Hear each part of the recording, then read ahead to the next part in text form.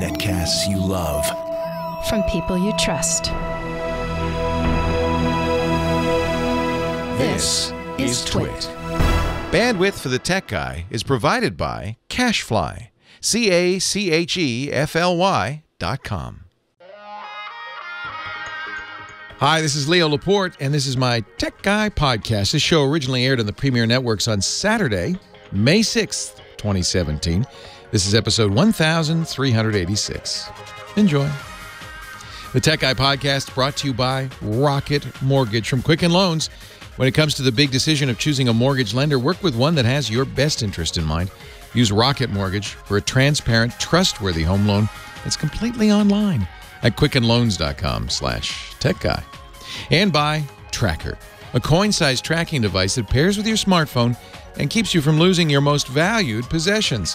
Visit thetracker.com right now and enter the promo code TechGuy to receive a free Tracker Bravo with any purchase.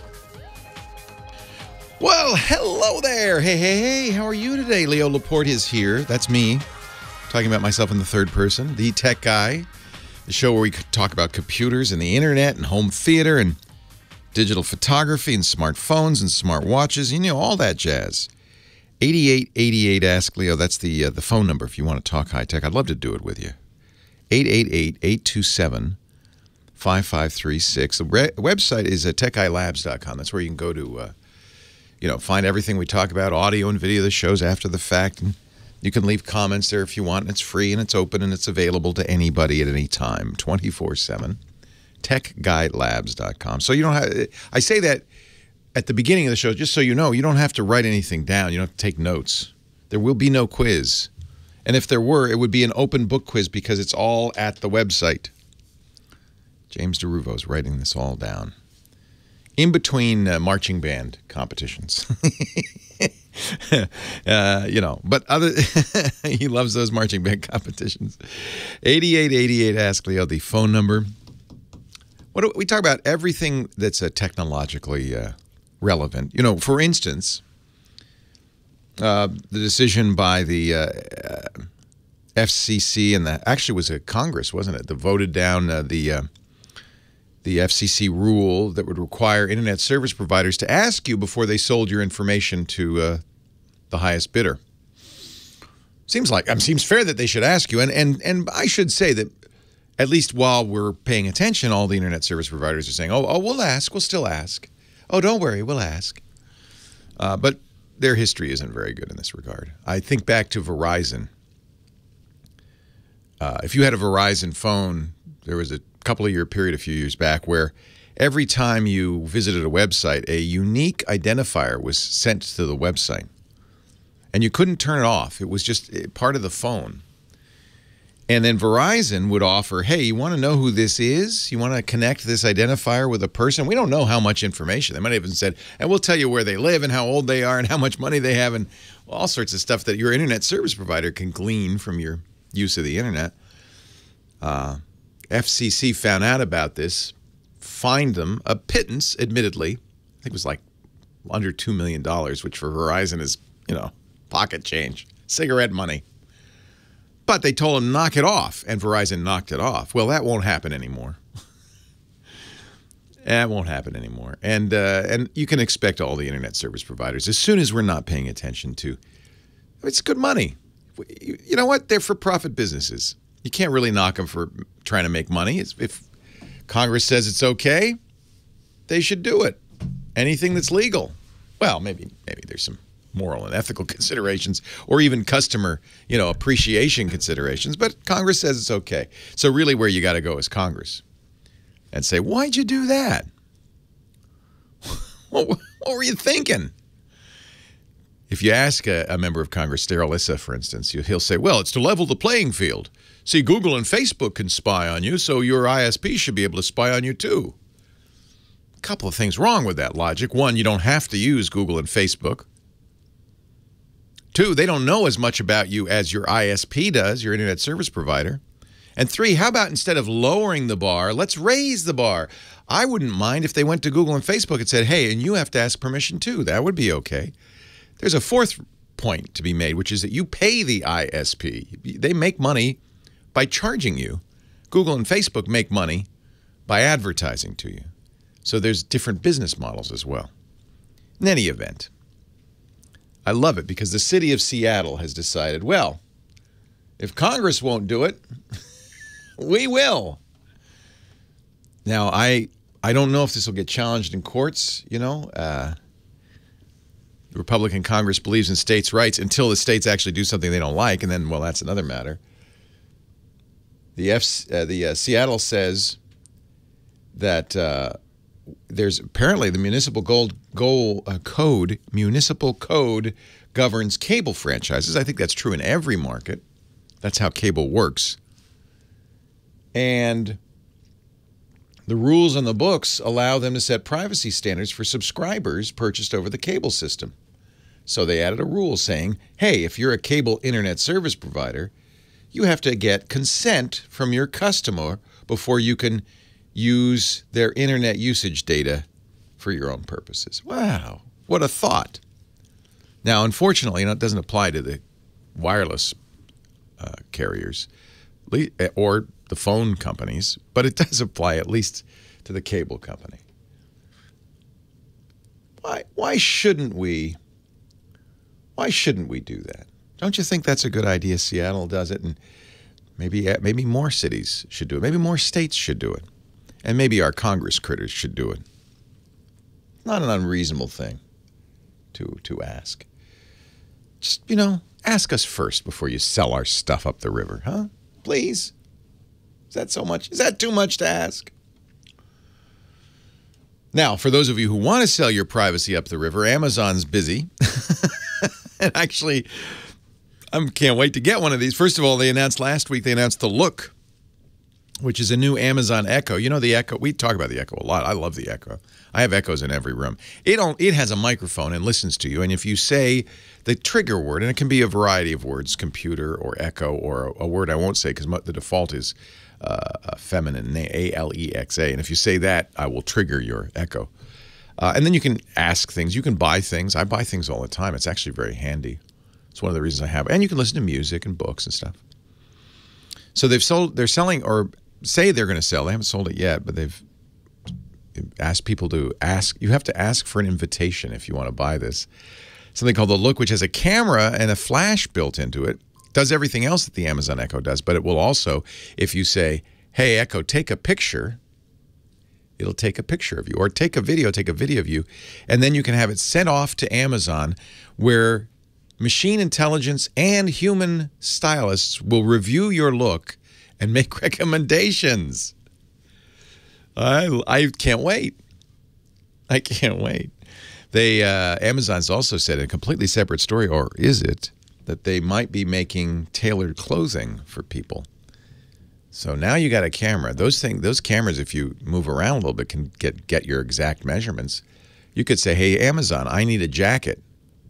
Snap my picture and send it to me. And it'd be perfectly tailored. Wow.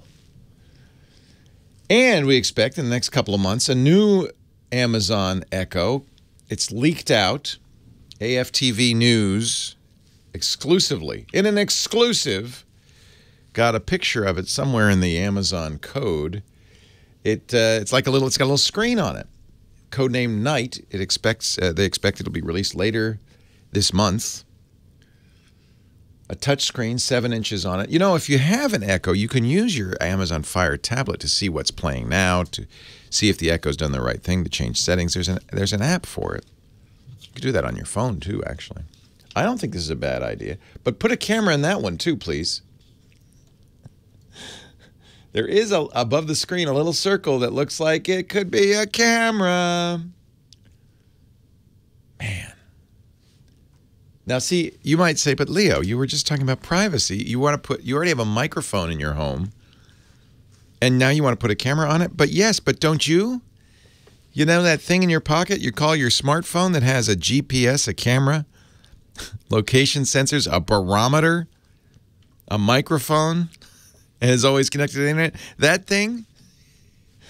Yeah, you got that. So it's just, my point is I want to be able to choose.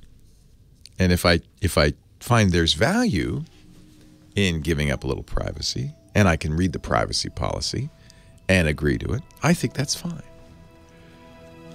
But you can't not use an internet service provider, right? Most of us don't have that choice. 8888 Ask Leo, and you don't have to get an Echo, so you have that choice. Leo Laporte, the tech guy. Let's go to the phones. Take your calls right after this. Leo Laporte, the tech guy, 8888 Ask Leo. Heather Hammond is here. Hamana. She's answering the phones for us. Hello, HH. Hey, Mr. Laporte. How are you? Great. How are you? Do you like the Archie's Sugar Sugar? Sure. They call that bubblegum music. Oh, I love it. Pop rock.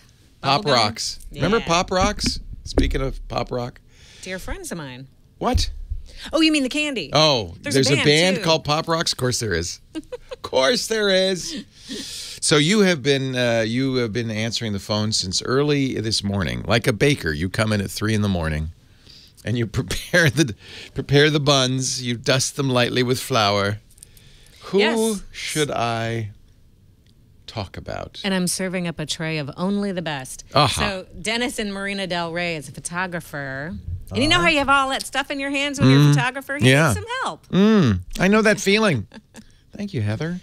Hello, Dennis Leo Laporte, the tech guy. Welcome to the show. Leo, thank you for taking my call. I really appreciate it. And anytime, I would encourage any of your people, when they use a product, tell the sponsors that they heard it on your Thank you. show. So, yeah, so Thank that, you. and I do the same thing.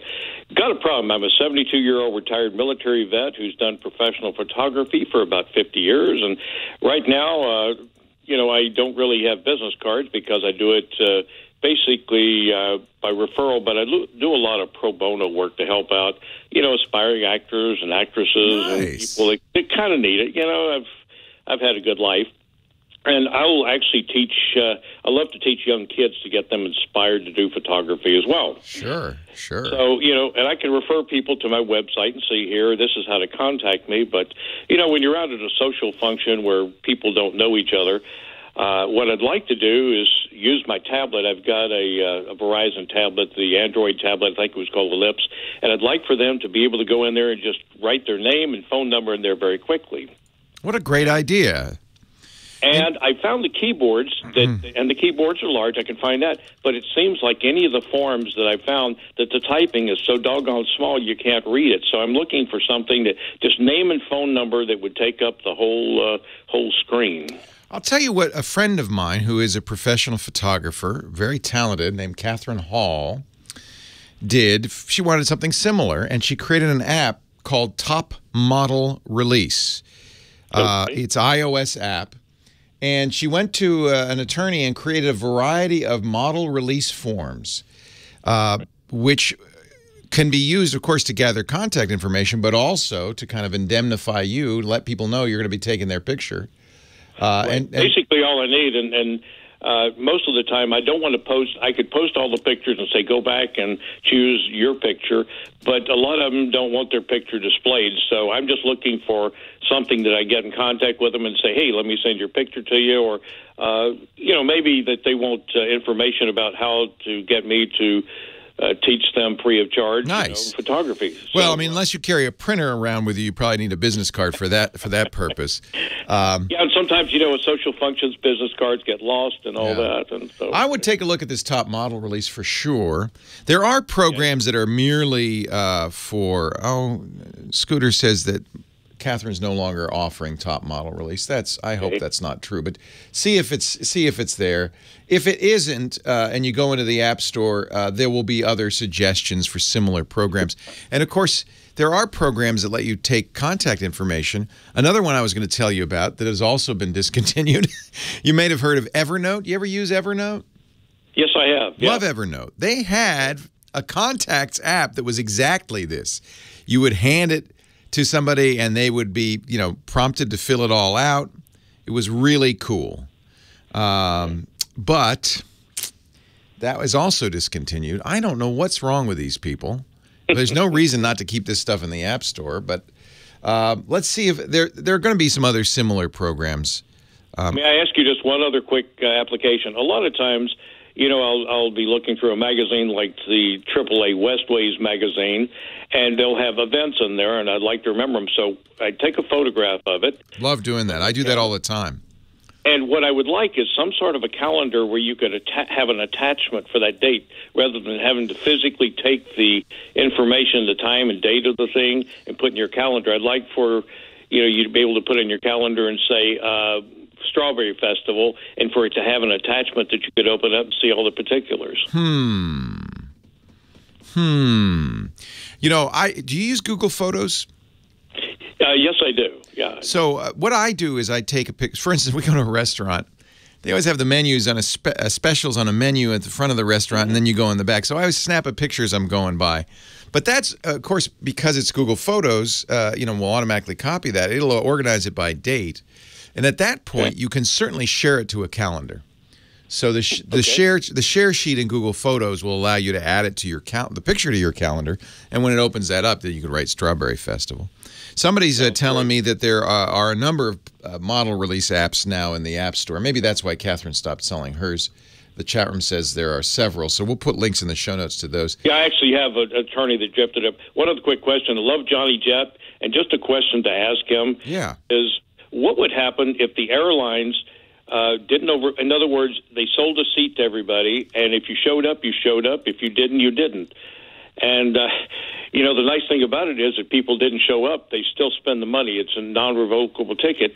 And if they didn't show up, the airplane's lighter, is spending less money on fuel. Yeah, why are they bumping people? Because you know what? There are people who insist on refundable tickets, or there are just no-shows. I will ask Johnny that. Why don't they do that? That's an interesting question. For your wonderful show. Hey, thanks for listening. I appreciate it. And good luck with you want to give out your website? Yeah, I can give it out. It's www.wdc.photography. Oh, nice name. WDC.photography. I like it. Right. And I love to inspire people. And if anybody needs some help or wants to be inspired, I love to help out. It's just kind of my gift back to inspire people to do things. It's both the best of times and the worst of times for photographers. Best of times because there's so many ways to get your photography out there, to reach out to people.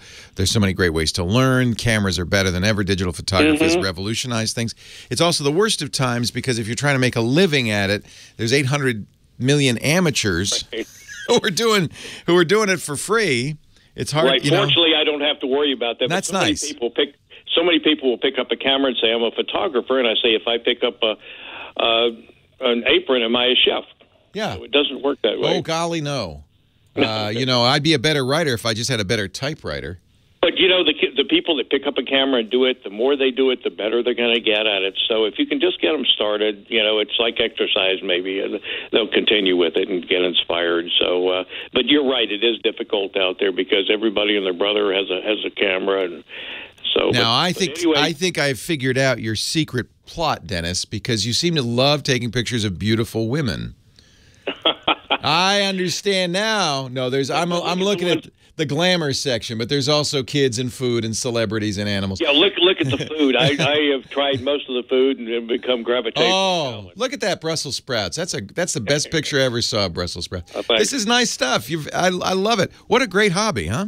Thank you. If it inspires you, and I know you're a photographer, and if it inspires somebody, that's the purpose. Thank you, Dennis. Have a great one. Thank you. God bless. Take care. Yeah. I just happened to come up on the ladies. Guy's good. You know what? The guy's good. Yeah, for me, it's just an excuse to travel. Very nice. And he's a Leica guy. I like that, too. I like that, too.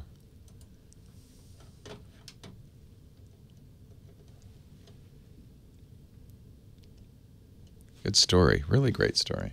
That's neat. What a nice guy. All right. I see he's coming in. Scott Wilkinson. Leo Laporte. How you doing, Scotty? I'm good. How are you? Good. Good. Glad to hear it. Good. So, what was I going to ask you? I don't know. People want to know if you saw the Guardian of the Galaxy. I did, and I would be happy to talk about it. There's some tech to talk about there. Okay, good. That's what we'll do then. OJ, I had the Sony A9 in my cart. I had it pre-ordered at almost $5,000. Which one? What's that This now? is the new Sony A9 camera. Oh, man, I want it so badly, but I really can't justify. That's so much money. So much money.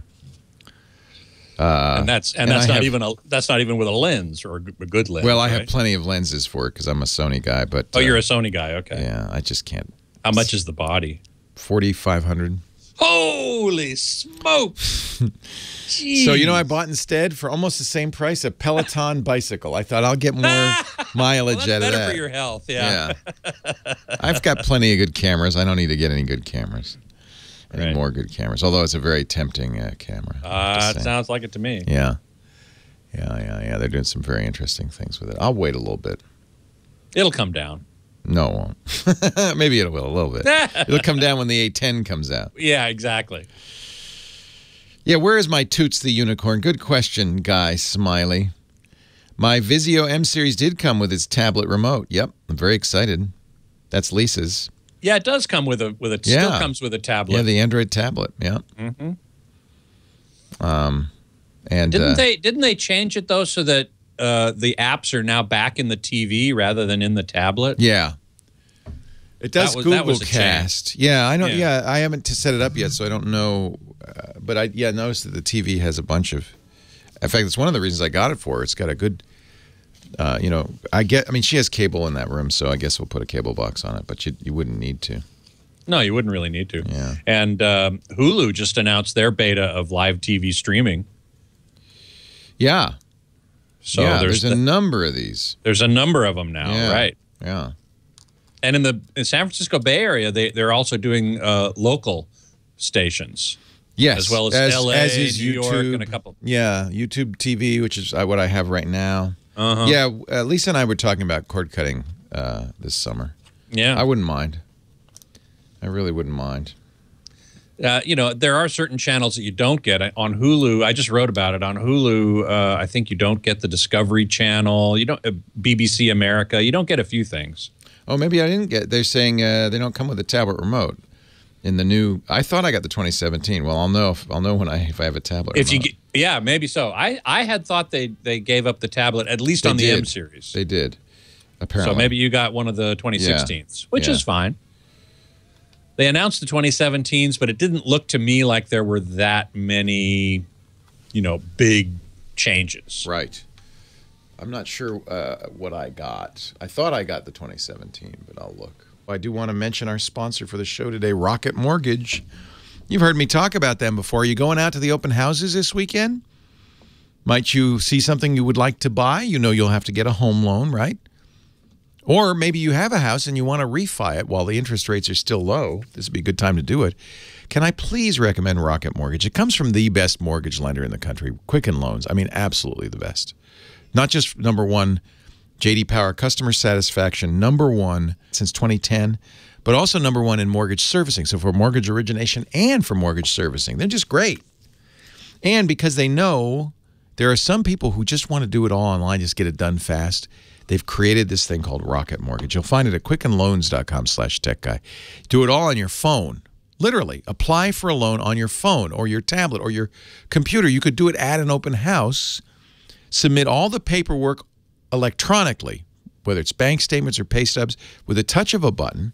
They have a slider. You can adjust the rate and the term of your loan, get it just right, press go, and get approved, not in days or weeks, or in my case, it took us more than a month last time we bought a house. I wasn't using Rocket Mortgage, obviously. Rocket Mortgage will do it in minutes. In minutes. A fully online loan approval process from the best lender in the country. It's a no-brainer. For a transparent, trustworthy home loan process that's completely online, visit quickenloans.com/techguy. Quickenloans.com/techguy. Equal housing lender, licensed in all 50 states, NMLS consumeraccess.org, number 3030. Rocket Mortgage from Quicken Loans. Don't forget, quickenloans.com/techguy. Leo Laporte, the tech guy. 8888. Ask Leo, the phone number. And look, my goodness, who's here? Scott Wilkinson, home theater geek. He's our home theater guru. His podcast, twit.tv/HTG. He also writes for the AVS Forum. He's editor-in-chief over there. Hi, Scott. Hey, Leo. Did you go to the movies? I did. I was just dancing just now, just like Baby Groot. Groot. Is Baby Groot in the new one? Wait a minute. No spoilers. Oh, no, I'm not going to give you any spoilers. Okay. Guardians of the Galaxy Volume 2. I have to say, I really enjoyed it. Now, did you like the first one? I did. You know, it's so funny because when it first came out, which was 2014 already, can you believe it's been that long? Wow. I didn't jump to see it. I thought, a wisecracking raccoon and a talking tree? Come on. It was really good. I liked it. But then Guardians of the Galaxy 2 was being released in Dolby Vision and Dolby Atmos. And so I said, okay, I got to go see that. And I better look at the first one. I better watch the first one before I go. And boy, am I glad I did. Man, there's a lot of plot points in the second one that derive from the first one. So if you're going to go see it, and I do recommend it, it's really funny. It's just funny. See the first one first. It's important. Otherwise, you'll be a little confused, I think. Yeah. So I won't give you any spoilers, but I will say there are some interesting technical aspects to this. First of all, it is in, like I said, Dolby Vision, high dynamic range, Dolby Atmos, immersive sound in Dolby Cinema theaters, of which there are, I think, 60 around the U.S. now. And wow, does it look good. I mean, it really looks fantastic. The colors are just amazing. What are they using? Is it DLP or? Yeah, the projector system is DLP, digital light processing. And in fact, they have two projectors, and the light source is our red, green, and blue lasers. Lasers. Lasers. Yes. So this is probably the best projection system out right now. I believe it is. In my opinion, it certainly is. Now, it's in 2D. If you go to IMAX or other theaters, you'll see it in 3D. And there are some shots in this movie that are clearly intended for 3D. You know, a spaceship flying right at you, that kind of thing. But the Dolby Vision high dynamic range is so good. And with that deep, deep black and bright whites, it takes on a dimensionality that I don't miss 3D at all. Yeah. And I'm sure you wouldn't either. No, I'm not a fan because it's dimmer and you have to wear those silly glasses. Exactly. I just find it a little uncomfortable. And I think good 2D can be very immersive. I like the idea that HDR might really make it more immersive. Oh, seriously more immersive. In a way that doesn't distract. 3D so often distracts. Exactly good, so. Good. Now, interestingly, they shot this movie on digital cameras. It was not on film. It was with this company called Red. Yeah. And they shot it at 8K. 8K resolution. That's not what they presented it at, but they captured it at 8K. And according to IMDb, which is this website that has all the, virtually every movie ever made with all this technical specs and everything, they say that an element of the process called the digital intermediate, or DI, was in 4K. And so I'm suspecting that the final file that they delivered to the theater to play was in 4K. That's good enough. I mean, you're not sitting right up in front of the screen. You don't. Plenty good enough. Yeah. Oh, yeah. And it just looked phenomenal. And the Dolby Atmos sound, I'm sure it's no spoiler to say that popular music from the 80s plays an important part in both of these movies. Yes. The awesome mixtape. And all of those great songs that we remember from the 80s are mixed way out into the room on the surrounds and the overheads. It just surrounds you with these songs that those of us of a certain age are very familiar with. So that's really good. And the high dynamic range is great. There was one problem I must mention at my local Dolby Cinema. I couldn't believe it. Once the movie started, I noticed there was some light spill on the screen. What? No, that means there's like a little halo around the edge. Well, yeah, or even on the screen itself. It turns out, I looked back towards the projection booth, someone had left the overhead light on in the projection booth. Did you go knock on the door? No, I didn't. Because Come on, you go pound on the door and you say, "You know who I am? Hey, I wait. am Scott Wilkinson, home theater geek, and you better turn your light off in there." Well, you realize, of course, that there are virtually no projectionists anymore. There was nobody up there.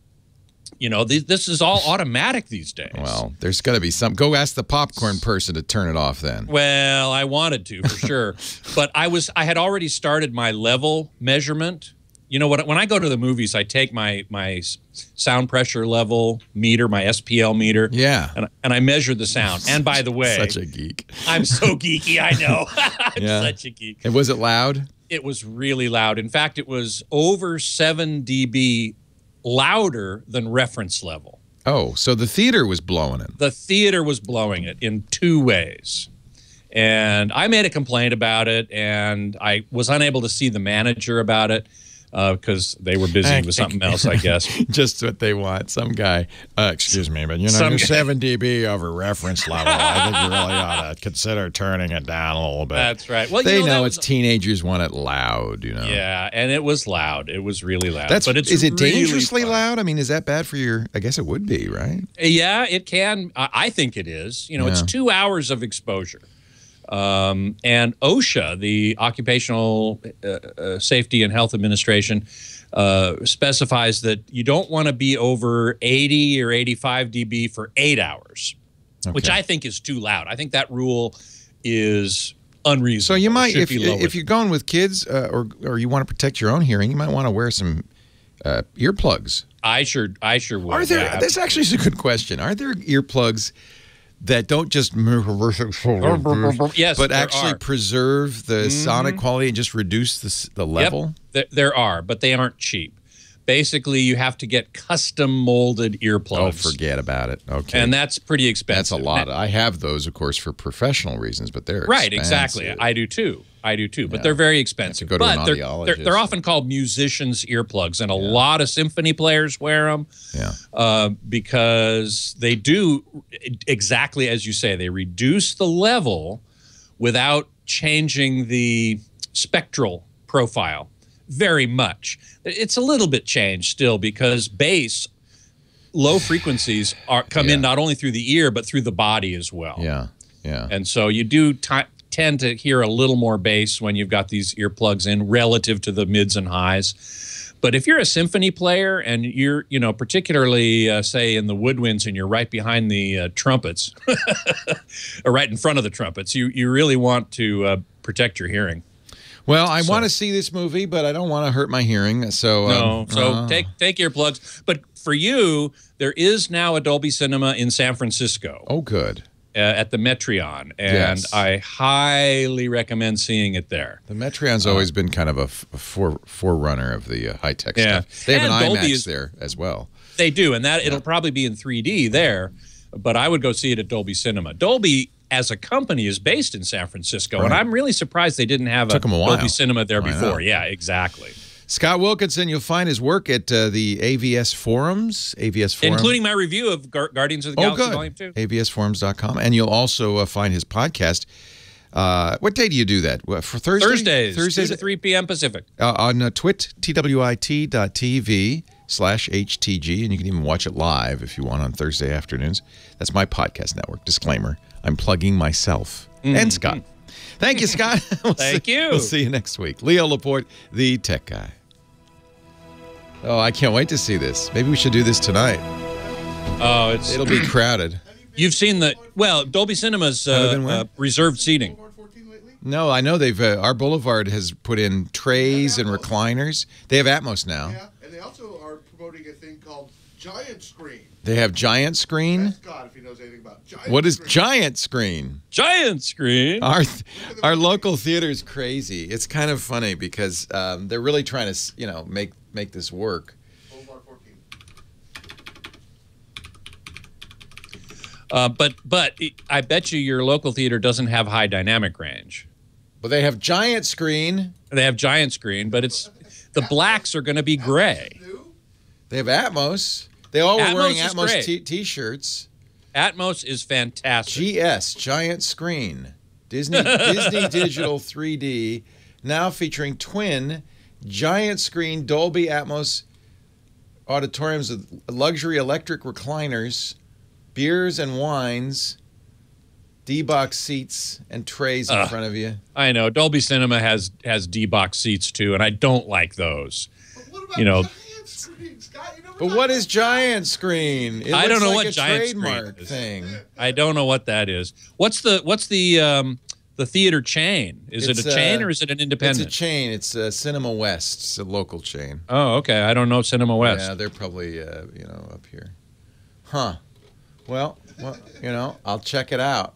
All right, Scott. Do you want to stay for the top of the hour as well? I am happy to. All right. Let me set you up. You don't have a whole lot of time here, but Well, that's fine. we'll jam I'll you. stay for the top. Jam you in there. All right. So anyway, yeah, if you do live near a Dolby Cinema, I do recommend that. And Squirrel Boy posted the list of Dolby Cinemas at the Dolby website. You can also find that list on AVS Forum. I maintain that list on AVS Forum so that our members and people who visit our site can find if there's a theater near them. You know, there's 50 or 60 now, and so the number is growing all the time. They hope to get to over 100 by the end of the year. But that's still, there's an awful lot of people in the U.S. that aren't near one. So that's unfortunate. But if you can, see it there. It just looks amazing. In fact, I didn't say this on the air, but the colors are so vivid, so vibrant. I wonder, I don't know this for a fact, but I wonder if that movie was mastered to a color standard called BT 2020, which is a wider palette of colors than most movies are made to. Most movies are made with a color palette called P3. And that color palette is wider than what most people have at home, but it's still not as wide as 2020. And the only way to get 2020 is with an RGB laser projector, which Dolby Cinema is. So are IMAX laser projectors. And there are now quite a few IMAX theaters with laser projectors, and they also use RGB. And they have a higher dynamic range as well as a potential for a wider color gamut. But it's not quite as high a dynamic range as Dolby Cinema. Dolby Cinema still holds the record for that, or the title for highest dynamic range. So if you can, definitely see it there. You know what? I'm going to have to probably defer some of this till the top of the hour, so I hope you guys stick around. UJ, what budget earplugs would you recommend for movie theater viewing? Budget earplugs? I'll have to do. I seem to remember something about that. I'll have to look into that. Let me see if I can answer that. That would be a good topic, I think. Yeah. Yeah. Thank you, Scott. We'll talk in a bit. Leo Laporte, the tech guy, and I'm told by our chat room, Beatmaster in our chat room, that Galaxies of the Guardians, Guardians of the GOTG, Guardians of the Galaxy, as is kind of the way they've been doing it lately, these comic book movies. You don't leave. They get you to watch the credits because they have, he says, several end credit scenes, not just one. Oh, Lord. I was at a movie. I can't remember what it was. Probably Deadpool or something. And we got up to leave at the end of the movie, right? As one is wont to do. And a woman in the front row said, "Don't leave. Sit back down. It's not over." 8888 Ask Leo. Leo Laporte, the tech guy. That's the phone number. Back to the phones we go. Mike in Murrieta, California is next. Hi, Mike. Hey, Leo. How you doing? I'm great. How are you? Good. I'm a real estate appraiser, and about 2 months ago, I have this one website that I rely on almost daily for verifying zoning information, maps, environmental issues, and building permits and things.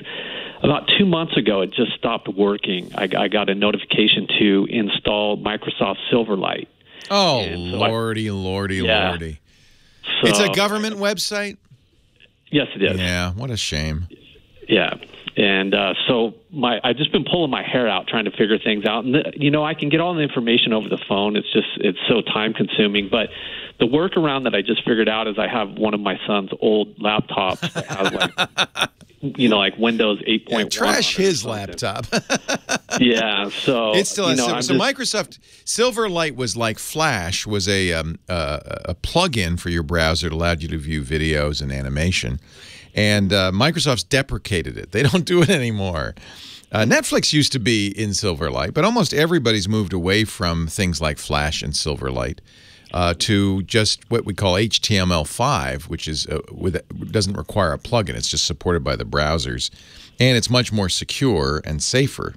Plugins are kind of inherently dangerous and can do a lot to slow things down, and it's just not a good idea. And I'm actually very glad that Microsoft deprecated Silverlight. However, not unusual. Government websites, any website designed and developed by old school developers, shall we say, people who aren't keeping up with the technology, there's always the risk. They know Silverlight, right? So they're going to just keep using it. It's it bugs me because I don't think a government website should ever require the use of a proprietary service, plugin, or software.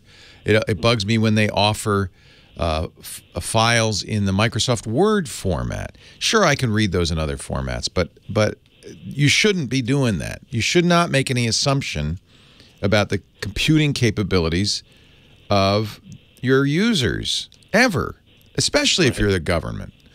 So I understand, the MLS might, a realty service might, it's not unusual. So is it state or local government? It's probably local, right? County. Yeah, it's county. And, the weird thing is that I kind of noticed the correlation. It was after I had one of those automatic Windows updates done on my computer. It just stopped working yes, because the Windows update removed Silverlight because Microsoft has turned it off. Mm-hmm. And the problem is the county, they don't have any money. Who knows? The website is probably years old.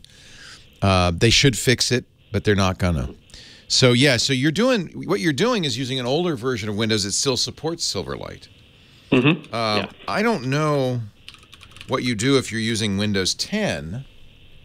Microsoft does have a Silverlight. Let's see what they say on the Silverlight site.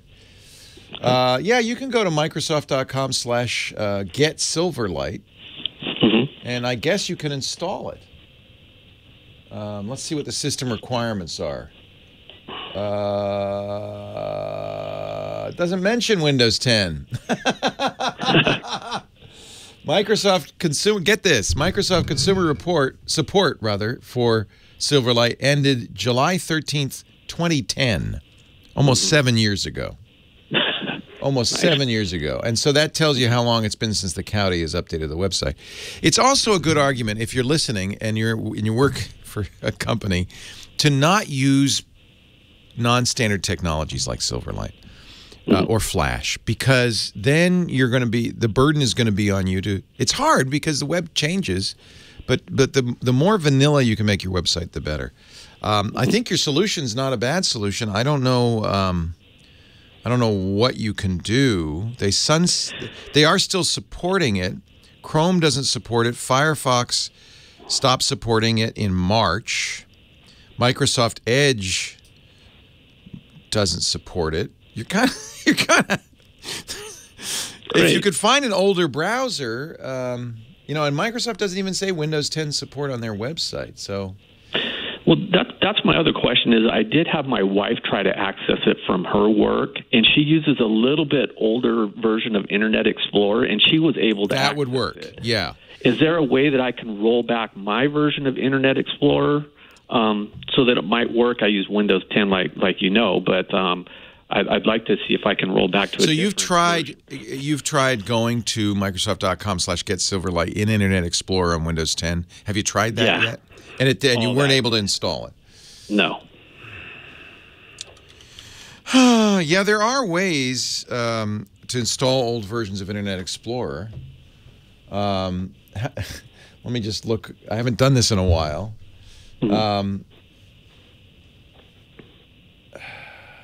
How do I downgrade Internet Explorer?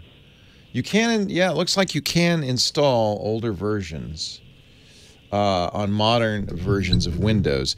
The way you're going to do it, I understand now, is using a virtual machine. And this is actually the long-term solution for you. which is, in other words, you're going to run old stuff inside of the new stuff in a virtual machine.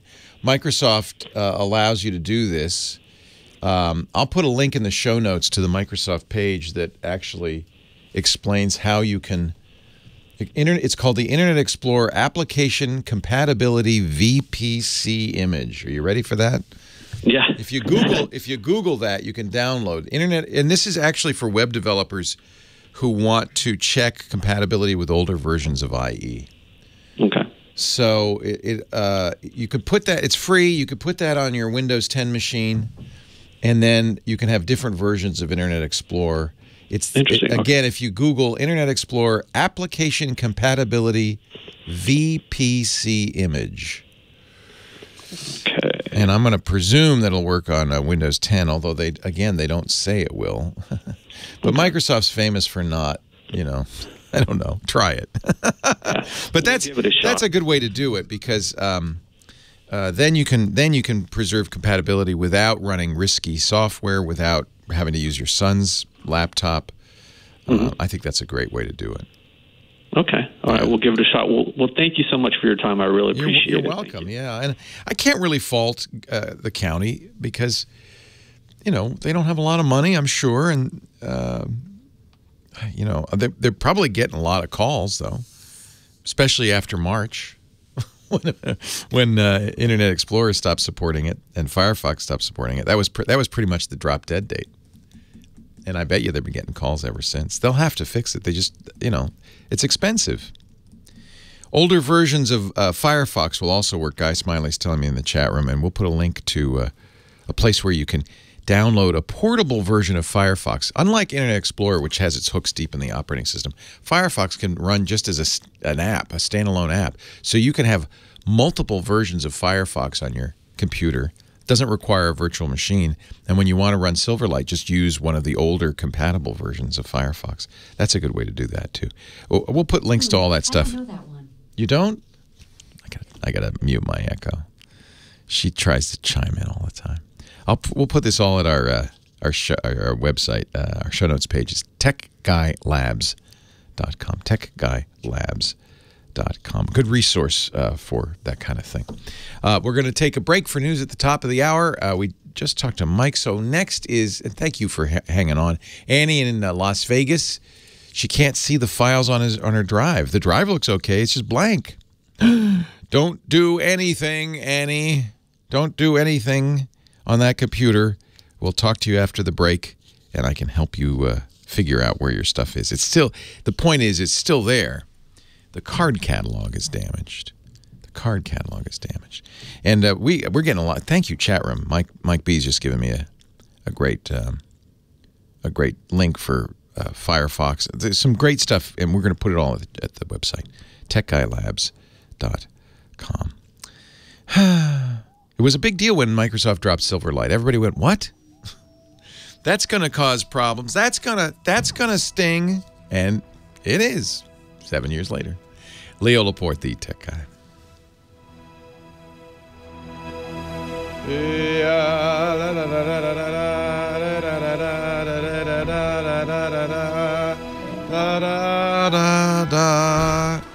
All righty, Scotty. I'm going to give you your full complement of seconds this time. No more cutting into your time. I appreciate that. Wow, Scooter X says the closest Dolby Cinema is an AMC dine-in. I never understood this. Why would you want to have a waiter coming and bringing your food and your drink and taking stuff away during the movie? It'd be very distracting. I'm not into that at all. UJ had asked, what budget earplugs do you recommend? And I went and did a little research, and the two that I do recommend, one is from a company called Hearos, Hearos, and they make some hi-fi earplugs. The other company is Etymotic, Etymoic, and they make high-fidelity earplugs too. And the characteristic of both of those is they actually consist of 3 nested hemispheres, basically, that are one in top of the other, and you stick them in your ears. They do have a better fidelity than the cheap Day-Glo orange foam ones. So those are what I recommend about that. Let's see. Squirrel Boy is asking, what do I need to do to request my local theater to get a Dolby Atmos set up? Go to the manager and ask them, but it's not going to do you any good. It's expensive. They got to mount a bunch of speakers on the ceiling. They got to buy a bunch of speakers, mount them on the ceiling, get the decoding hardware. So it ain't cheap. And unless Dolby is subsidizing them, which they probably did in the beginning, but I don't know if they still are, I doubt it, then it's going to be expensive. I mean, if you get a letter writing campaign going, who knows? Maybe if they think that there's enough demand for it, they'll spend the money, but then they'll also charge more for the tickets, which in my opinion is worth it.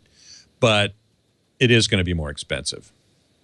BKK Canuck is asking, what's the best sound reduction options for molded earplugs that I would recommend? Well, first of all, you have to go to an audiologist, right? So you go to an audiologist, and they're going to take molds of your ears, of your specific ears. And the way they do it is a little uncomfortable, a little squeamy.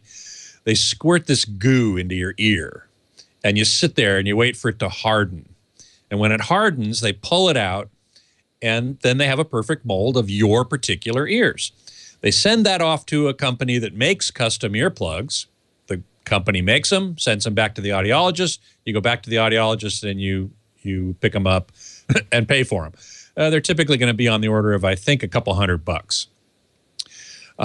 They also include, such earplugs also include filters, interchangeable filters, tiny little round things that go into these earplugs, and you can choose a filter that cuts, that attenuates by a certain amount. I think the levels are typically 9, 15, and 25 dB. I have the 25 dB ones. Now, for the companies that make these molded earplugs from the mold that your audiologist takes, my favorite is a company called Sensaphonics. They use a particular type of silicone material that I've had for at least 25 years, maybe 30 years, and they still are perfectly fine. They haven't degraded at all. Other companies that make them, and I'm sure do a good job as well, are Etymotic, again, which I mentioned earlier, and Westone is another company that makes them. So those are what I recommend. That's the absolute best hearing protection you can get, but it ain't cheap. So, depends on what you need. Let's see. Zorro's asking about the link to Dolby Theaters on AVS Forum. It's in my Guardian of the Galaxies review, but I'll stick a link in the chat room as well. Squirrel Boy is asking, what's the difference between Dolby Surround 7.1 and Dolby Atmos? Good question. 7.1 basically has 7 channels surrounding you in a horizontal plane, more or less. You have 3 in front, you have 2 to the sides, and 2 to the rear. But that's all in a horizontal plane. Atmos adds speakers overhead on the ceiling, which gives you what's called 3-dimensional or 3D immersive audio.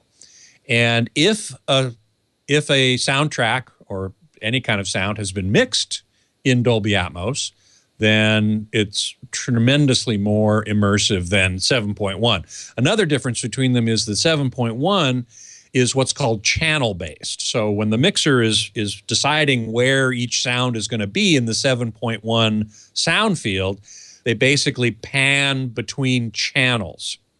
Atmos, by contrast, is what's called object-based. And so they take individual sound-emitting objects like a plane or a person or a bird or even rain, which is a very large object, and they can pan that to wherever it needs to be in the 3D sound space, regardless of, they don't even have to think about channels or where the speakers are. They're just saying, I want it to come from there. And the Atmos decoder will then say, okay, what speakers do I have? How can I best reproduce the sound so that it's coming from there?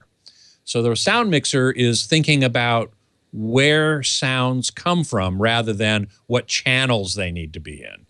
So that's another difference between them. But the biggest difference is that you've got speakers overhead and you've got a three-dimensional hemispherical sound field as opposed to a two-dimensional planar sound field, if you will. Let's see here.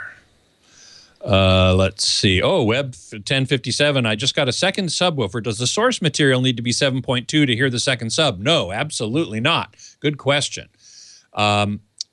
There's only one, well, with a minor exceptions, virtually all content coming as a movie soundtrack or whatever only has one subwoofer channel. And when you have more than one subwoofer, then that helps, if you position them properly, to smooth out the bass response in a room. But they're both getting the same signal. So when you see somebody talk about a 7.2 system, you're talking about the number of subwoofers, not the number of subwoofer channels in the signal. The signal almost universally is going to be one channel of subwoofer, or as it's more often called, LFE, low frequency effects. Then and some of the low frequencies from the main channels are going to get folded or redirected to one or more subwoofers. But again, it's going to be the same signal. And the reason is that bass frequencies are not directional, so you don't need to have them come from this direction or that direction.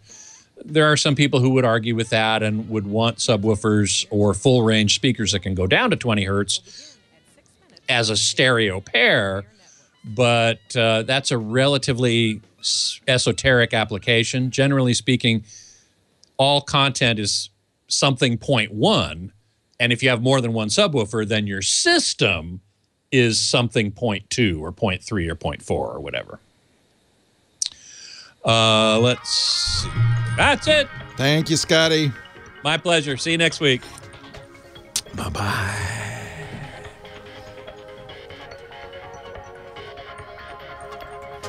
Na-da-da-dum, dum-dum, da-la-la, la-la-la.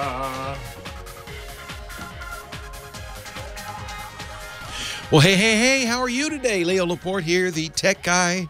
Time to talk about computers and the internet and home theater and digital photography and smartphones and smartwatches and all that jazz. 8888 Ask Leo, the phone number if you want to call in. Website, techguylabs.com.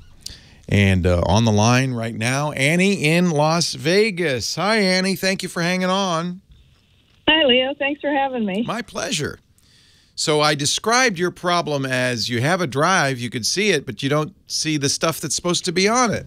Is that right? Actually, not quite. I don't see a particular file that should be on it. The file has got files in it, and it's over 4 terabytes. And okay, so you see other files, but there's a file missing. Right. It's a big one. Big in terms of importance or in size or both? Size. Okay. Everything on it is pretty much backed up. There's little stuff that isn't that would be nice to grab, though. But it's also my big RAID drive that I process videos on. It's RAID. Is there only one file missing, or are there a lot of files missing? Well, there's files within that one file. That was the main head file. Oh, it's a folder. Yeah, I'm sorry. No, that's okay. It's a folder, and that whole folder's gone. Yeah, I can't. And but other folders that are right next to it, they're still there. Yeah, they're program files. If I put this, I started this file right on the C drive. I mean, I didn't go through all the Microsoft Word, Windows stuff. I went right to the C drive using Explorer, started this, and it's where I put stuff every time I process some videos. Everything's backed up, but I can't. And it's not just is the contents of the folder gone, but the folder's still there, or everything's gone? Everything's gone. The folder's gone too. Interesting. There's another folder that's showing up fine. It's a small one that just had a few pictures in it. But other than that, everything else looks kind of system-ish. It looks, like the stuff that came on it. But yeah, I can't. I did a backup and tried to look at the backup to see if I could see the folder through that, and I couldn't. So I don't know where it is. If you look at the BIOS says that the RAID is fine. Everything's happy. I did a forced shutdown, and it wanted to fix the RAID after that. Now it thinks it's not a bootable RAID. I don't care about that. If I can get but that's probably. And is that when that folder disappeared? Yes. Okay. So what happens when you have disk errors? They can be cleaned up, and that's what happened. But it may be that the disk error occurred either where the data of the folder was, or more likely where the folder entry in the file allocation table was, and in the process of cleaning it up, some stuff was disappeared. May not be deleted. In fact, chances are most of it's not deleted, but it's just not visible. You understand what you see when you look in Explorer at a drive is a representation of that drive, just like you're looking at a card catalog in a library. Remember those? they don't exist anymore. But that's the idea. Is that there's a card catalog, a file allocation table that says this is where this file is. And actually, the reason they need that is because files aren't just lumps on a drive; they're spread out all over. You know, bits of the files are spread out all over, and they link one to another. And so the file allocation table says, well, this file is of this name begins here. If that part is deleted, then the data probably still is on the drive, especially if it's a lot of data, but it's just not visible. So you can look at the drive with tools that will see data even though the catalog, in other words, don't use the catalog, but look directly at the drive. It's as if you didn't trust your card catalog at a library, so you sent a librarian up into the stacks to look at all the books. Oh, they're still there. Some of them may be missing or damaged, but they may still be there. So there's a number of programs that do that. Do not pay for a program that does that because that's not, frankly, necessary. I usually recommend a program called Recuva, R-E-C-U-V-A. It's from a company called Piriform that's well known for making CCleaner and a bunch of other very useful PC utilities. This will look through your computer for the traces of files that are no longer in the card catalog. And it seems like this would be a useful thing to do. It will rebuild you can either recover the file one by one, or what you might want to try to do is rebuild the file allocation table. There's usually a second one.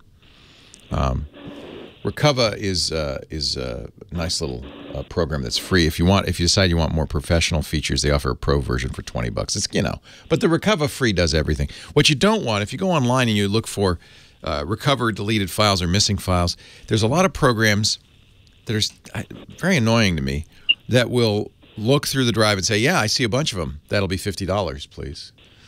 And I don't want you to do that. So try Recuva and see if it'll work. Okay. There we go. Yeah, we'll put this in the show notes. You don't have to memorize it or write it down. Oh, thanks. Yeah, because I was going to go look it up. Yeah. Yeah.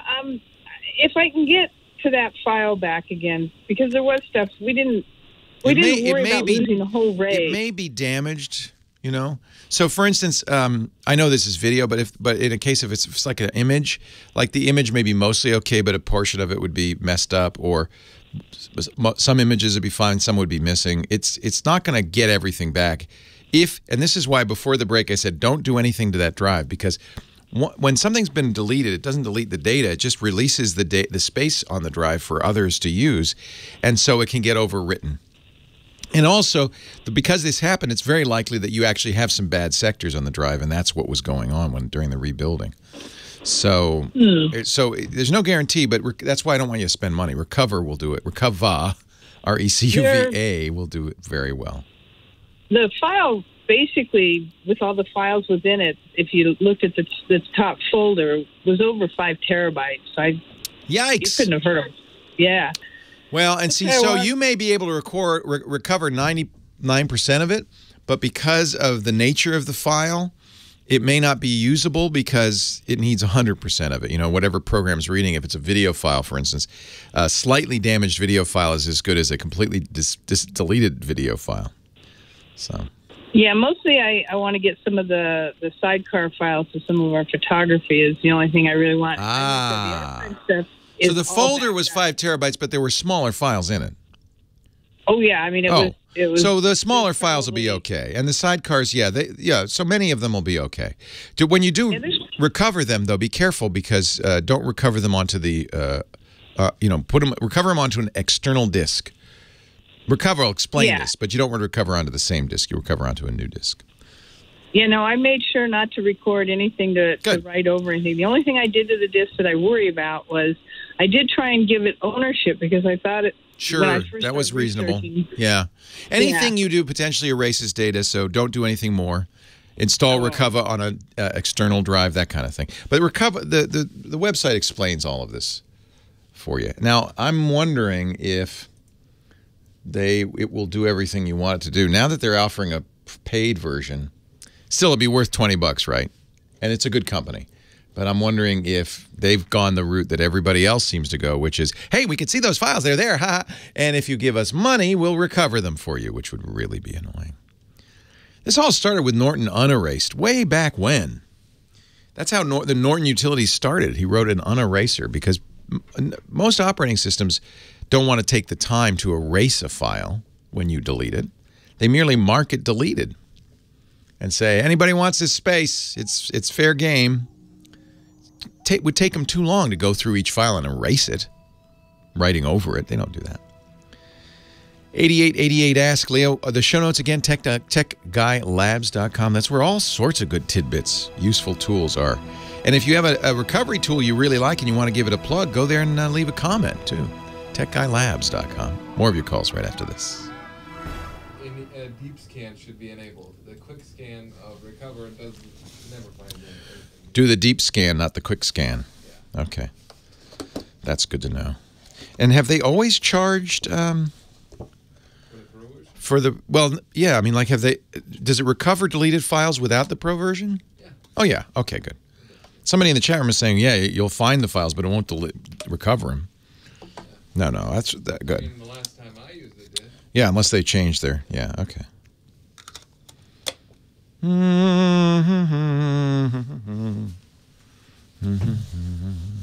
don't even know why they have it. Yeah. Because it's probably fine stuff that's in the recycle bin and things like that, right? It's in the recycle bin. They mentioned that. Recover recovers files from your Windows computer, recycle bin, digital camera card, or MP3 player. Yeah, well, if you need a program to recover stuff from your recycle bin, something else is wrong. Yeah. The Tech Guy Show today brought to you by The Tracker. How much time do you spend looking for something you know you have, but you can't find? It's frustrating, isn't it? Number one, of course, keys, wallets, remote controls, pets, luggage. Oh, you don't have to worry about it anymore. You got the Tracker. The Tracker is a coin-sized tracking device, weighs next to nothing.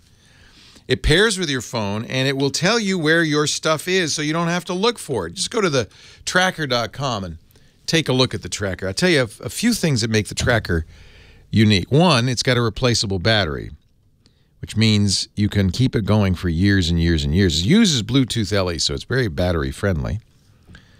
But when it runs out, you pop in a new, it's one of those quarter-sized drugstore batteries. You pick them up inexpensively. Easy to replace. Your phone can track up to 10 devices at once. Family sharing, that's new. Means that you can track the same Tracker Bravo from multiple phones. The Tracker Bravo will show a map of where your keys or remote control or luggage or wallet or bicycle was last seen, or pet. And I love this. They've sold so many of them that they have now a Tracker crowdsourced GPS network. They've sold more than 4.5 million. That's an old number, so I think it's actually more than that. Trackers all over the world. So even if, you see the map that you left the keys on the beach, but somebody picked them up and brought them somewhere, you'll know where they went, because anytime somebody with the Tracker on their phone walks by your device, it'll ping you. It'll say, hey, your device was just spotted.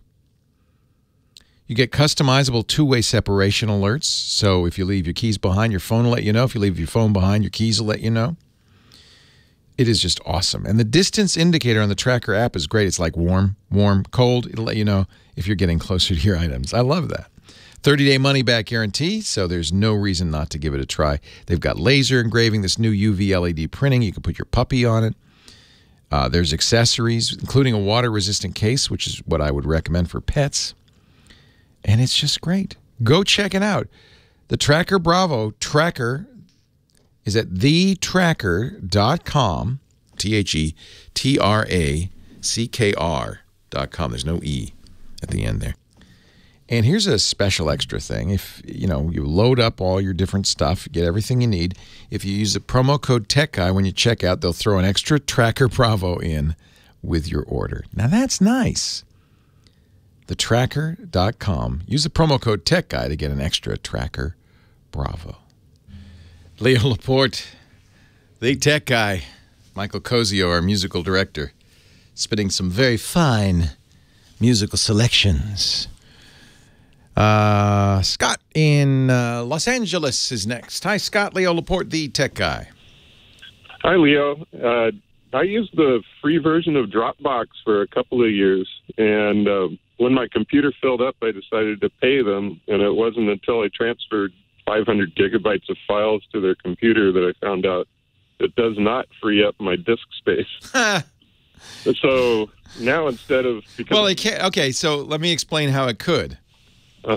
So the way the theory behind Dropbox and many other systems like Dropbox, Box, O Drive, iDrive, is it's a synchronization tool. So you create a Dropbox folder on your hard drive. It will synchronize that. Then you put Dropbox on another computer. It'll create that same folder and synchronize it. So you'll have copies on your local computer, copies on the Dropbox site, and then if you want another computer copy there. Once you do that sync, once you can look at your go to Dropbox.com, look at your account, see the files that you want to preserve there, and verify them, then you could turn off Dropbox syncing on your computer. You want to do that first because you don't want it to sync deletions. So turn off syncing. It'll still be on the web. So turn off syncing, look and verify it on the web, and then you can delete it on the computer. Now, you do that at your peril because if Dropbox didn't get every file or some of the files are damaged or whatever, got damaged in transit, that's your only copy. So my suggestion would be to use an external hard drive as well. Yeah, I think I have to do that. That way you're sure, you're pretty sure. I mean, there's no guarantee. When you have one copy of anything, whether it's on Dropbox or local, it's only one. It's not backed up, and so it's at risk. Yeah. I just, for some reason, I thought I was, You thought you were moving it there. Yeah, I thought I was buying 500 gigabytes, but instead I'm getting 1.5 terabytes. And well, you are. You did buy 500 gigabytes, and it's storing that data there, but it doesn't delete it from your computer unless you go do it intentionally, and for good reason, right? I wouldn't want to use a program that moved files off my computer and then delete it, to somewhere else and delete them without my knowledge. Yeah. Right. So. And by the way, if you do that, before you turn sync back on, copy those files from Dropbox to another computer or to a drive. Oh yeah. Don't because you could actually sync deletions. So, you can also turn that off in Dropbox. Say, don't sync deletions. That's where people often get into trouble with that. Because if a sync tool, in theory, is making two folders, whether two different drives, two different computers, cloud and home, the same. And the way you keep them the same is if you delete something on one, it deletes on the other. You don't want that. You want a backup solution, which means don't sync deletions. And I'm pretty sure in Dropbox there's a checkbox to do that. But just to be safe, just turn off synchronization entirely before you do the delivery. All right? Well, thank you. All right. Hey, thanks for the call.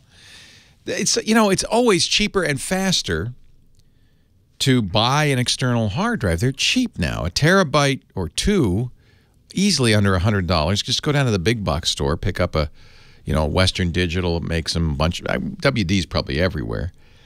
What they call them, MyBook or Passport. They have all sorts of names for it.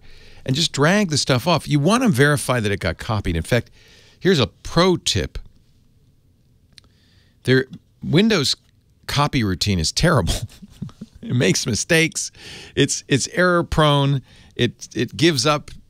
So Microsoft has for years, more than I think 20 years, distributed a hidden version of their copy program called RoboCopy that is slower but more reliable, and in fact verifies the copy before it moves on to the next file. And it'll pick up if the copy fails, and et cetera, et cetera. So if you get an external drive, you have to go to the command line. That's why this is hidden. There's no icon. You're now doing a little pro tip here. Black Diamond, kids. You're going to go to the command line and type RoboCopy. And if you type RoboCopy, you'll see all the options. And you can RoboCopy from your C drive to an external drive. And that's a much more reliable way to do it. Much slower. You're going to go to bed. There are third-party programs that do similar things as well. Mass, Rochester, New York. Hi, Mass. Hi, how are you? Am I saying your name right? Nas, yes, thank you. Hello, Moss. Thank you for taking my call, and thank you very much for the service you're providing over the years. I'm also one of those long-time listeners. Nice, thank you. Welcome. I have two issues, two little problems. One is I'm unable to connect my PC to Wi-Fi. I got Windows 10. And it's a PC that about 3 years old. I haven't used it in a long time, ever since I started using the Chromebooks. And but I need to get in there every once in a while to dig up some old file. But when I use it, I need it to be updated as far as security and alike. So you didn't change the password or anything? Well, I actually moved to another place, and I had to get essentially another Wi-Fi. I was able to connect this new Wi-Fi to my Chromebook. So you can connect to it with your Chromebook with that password, but that same password won't work on your Windows machine.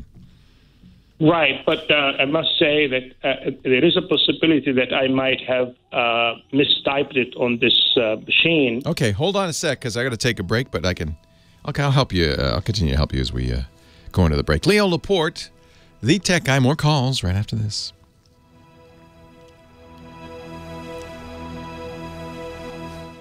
So, Moss, is this your Wi-Fi, or are you using like the apartment building's Wi-Fi? No, it is my Wi-Fi. Okay. So I could tell you how you can reset your Wi-Fi password. Would you like to do that? Then you'd have to go change it everywhere else, or you could change it to what you think it is. Right. No, I know what it is. Yeah, but it's not working. Yeah. Well, here's the issue, Leo. I cannot find the spot where I can retype it on the PC. Oh. It used to be easy on the previous versions of Windows. On this one, it's not. I get it. You just can't. So it's changed, but Windows thinks it's seeing it and can't get into it. And you want to change. Did you use the same SSID? Is that what happened? See, you know how you usually, when you make a mistake inputting the password, you can just say forget it and start over. Right. In this case, I don't know where to start over. I see my Wi-Fi, and I see it says no internet, secured. Then I click on it, and I have the option to disconnect. And I don't know why that is. So when I disconnect, and then all I see is that connect automatically, a box that that I'm supposed to check, but I don't see where I can enter my password. That's the issue. Yeah. I wish my mouse were working because I could try this. For some reason, I've broken my my mouse. Let me reset. I'm pretty sure you could just, you know, I haven't tried this in Windows 10, but is there a forget network? If you right-click on the network, is there a forget network? Okay. I'm going to have to do it on mine just to see. Right. Well, I can't. There's no option to forget here. All right. Hold on a second. I'm just rebooting my Windows machine. For some reason, it lost its mouse connectivity. So that was that Samsung T1. And by the way, it's interesting. I'll show you. It doesn't see the. Talking to VDOC here. It doesn't see the. It only sees the small partition. All right. So here's the mouse. Here's the Wi-Fi.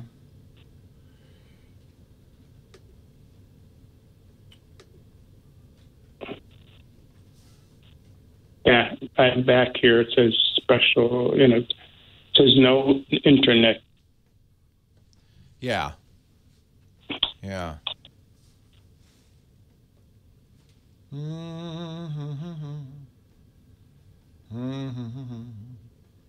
What is going on with my Windows machine? Something weird is happening. Did I turn off Wi-Fi? Maybe I turned off Wi-Fi. All right.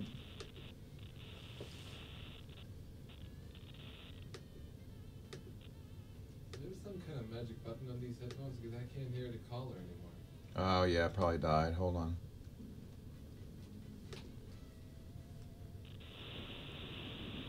Well, you're right. This should be so much easier than it is. This is ridiculous. Wi-Fi, show available networks. There's properties.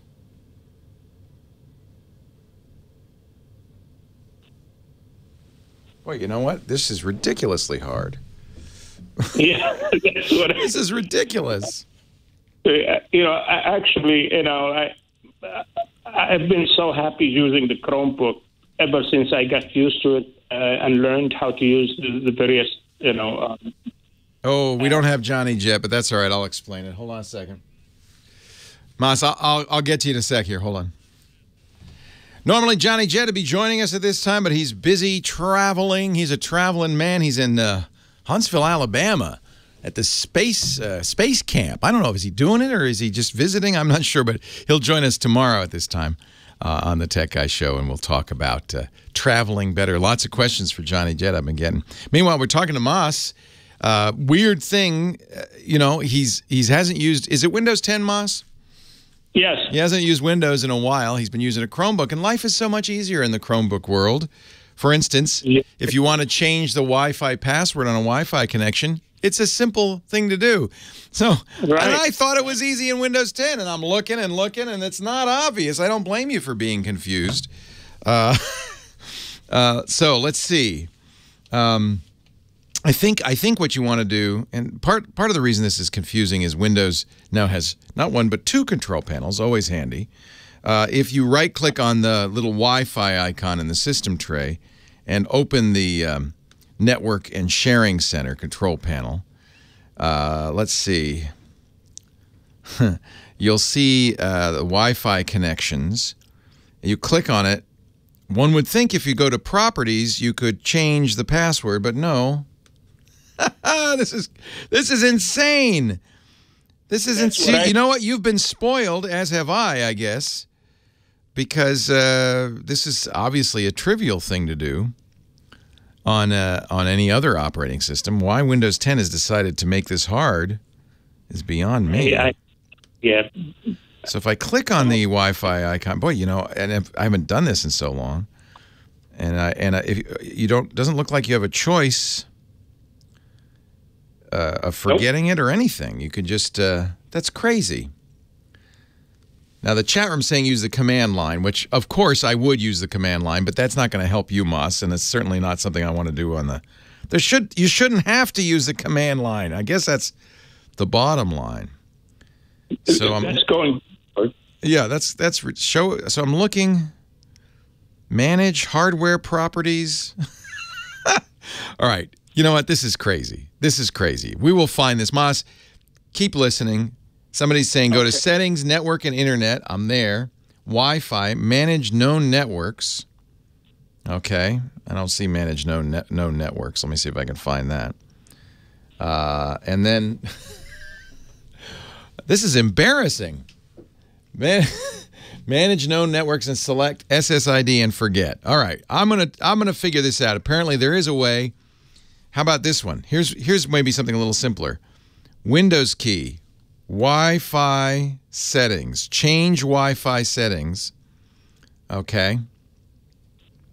Go to manage. I don't see manage. Manage known networks. Okay, good. I'm getting a list. And then there's a forget button. That was only 5 clicks. Why is that so hard, Moss? It's simple. So you ready? Here we go. Yeah, what do I do? Windows key, type Wi-Fi, because you want to get to the change Wi-Fi settings. It's in the system settings. Wi-Fi. And that'll pull up in the menu, change Wi-Fi settings. And then you'll see under Wi-Fi, there's a manage known networks entry. And if you go to Manage Known Networks, you get a list of all the networks that you've seen on your Wi-Fi, including the one you're having trouble logging into. You want to change the password of. If you click on it, it'll give you 2 buttons, Properties and Forget. If you click Forget, it will then the next time you click it, it'll say, "What's the password? Because I forgot." Yeah, but Leo, go back just a step. Yeah. Because when I'm clicking at the command line, not the command line, the window button. Hitting Windows button and typing Wi-Fi is just a shortcut for going to the Wi-Fi setup in the control panel. And I'm there, and I see my Wi-Fi, and I see one that says best match, and then my Wi-Fi, and then settings. Do I click settings? No, you're in the wrong spot. Okay. So, again, Windows key, type Wi-Fi, W-I-F-I, and you're going to look for an entry that says change Wi-Fi settings. That's the one you want. Yeah, change? I don't get that. You don't get that one? Nope. See, maybe that's my problem. I oughta. Okay, here's another one. Let's try this from Web 795. Go right-click on the Wi-Fi icon in the system tray, right? Now he said, or click on it, I guess. Click on it. Okay, click on it. You should see all the Wi-Fis that you can see. If you then, he says, right-click on it. Well, see, I can't right-click on it, so I don't know why he thinks you can do that. I see clicking on it gives me a connect, but not a forget. Boy, Microsoft really screwed this one up. Settings, network and internet, Wi-Fi, manage known networks, click your SSID, and there should be a forget button. How many clicks is that? 1, 2, 3, 4, 5, 6 clicks. That's all. That's all. But what's interesting is that Moss is seeing a different menu than I am. And part of the problem with that is there's not just one version of Windows 10. And I cannot right-click to save my life on that. So I don't know what's that all about. I can disconnect. Will that do it? But he's not connected. You want to forget it. This is the key. You want to forget it. You want to forget that Wi-Fi network, because then what that means is forget all the settings for it. And then the next time you choose it, it will pop up that password once again, Moss, and you'll have a chance to enter it, the new password. If you have forgotten or the password was mistyped, you can reset your Wi-Fi access point, your router, or just log into your Wi-Fi access point from the browser and change it there to something you remember. And yes, of course you can do it in the command line, Baraboo. But I'm not going to read out a command line. We will put it in the show notes, though. We'll paste that in there for those of you who want to do it from the C prompt. It should not be that hard. This is something you do a lot. Nick in San Fernando, California. Leo Laporte, the tech guy. Yes, hi, Leo. Long-time listener here. Thanks, Nick. Everybody I know of. I'm an antique, and I have a couple of I have one antique question. Really, you think I'm kidding? I'm sitting here in front of the only working computer left in my office in my house, which is an old netbook running Alta Vista Home. That is an antique. You're no antique. That's an antique. Oh, no, I'm just starting. I've been at this stuff since I was a computer graphics specialist, did catalogs and did many. Uh-oh. Hello? Did we lose him? I think the battery died or something went bad. Hello? Well, you know what? I'm going to put Nick on hold, Heather. This is not my day, is it? I'm going to put Nick on hold. You can see if his battery died or if it's something I'm doing. One more time. JC Techie. Settings. Network and Internet. Wi-Fi. Manage known networks. Forget. That's what I was saying. And we're trying to give you the shortcut with the Windows key. He says he doesn't see that in his menu. Crazy. Now we have some sympathy, right, for those poor people we call on the phone, the customer service reps. You call up and say, my Windows isn't working.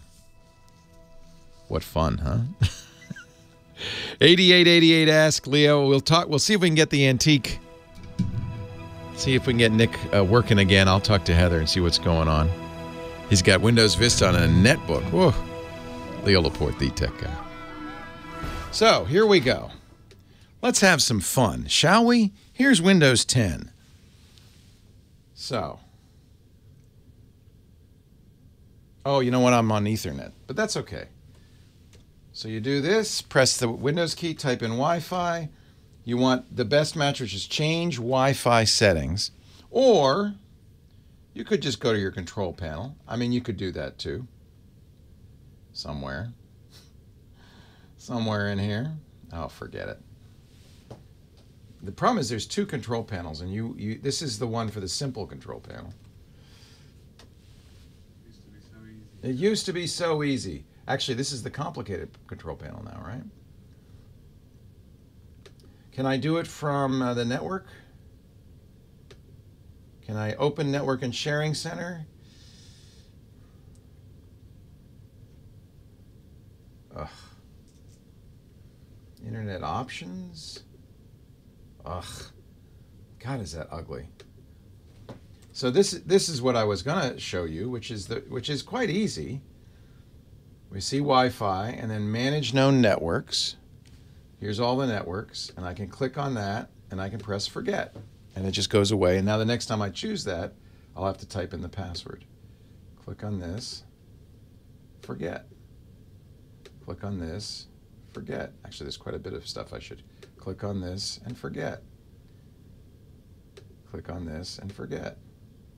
Click on this and forget. So that's the way to do it. I'm not sure why it wasn't showing up in his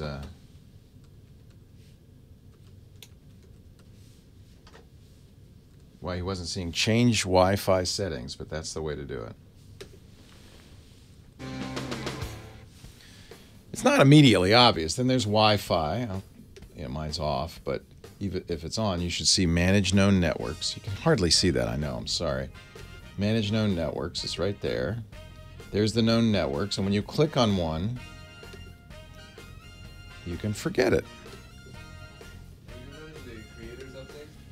This is the Creators Update, yeah. Leo Laporte, the tech guy. 8888 Ask Leo. That was a nightmare. Let's go back to Nick. I think we got him now. It must have been something went wrong with our system. Nick, are you still there? Yes, I certainly am. All right. Just to recap, Nick's an antique. He has a netbook. It's running Vista. Well, I'm gonna change that. That's what's working. What I did was about a year ago, I decided I wanted to go back to doing some more work in Adobe software, creative stuff. So I got a desktop unit that was running XP. I know, another antique. I got a full brand new version because of fights with Microsoft, a full brand new version of XP that's in a DVD unused, a complete Adobe suite of all of their graphic programs unopened, uninstalled, unused, and I have all that good stuff here. Now my problem comes up. I really want to make that unit work again. The computer should be fine and whatever. I'm just worried about what's going to happen since every single thing I own, which is thousands of dollars worth of software, is, because I bought all of it, is now all antiques. Am I going to have trouble trying to make it work? I don't want to. I'm not using it commercially. I just want to use it for myself.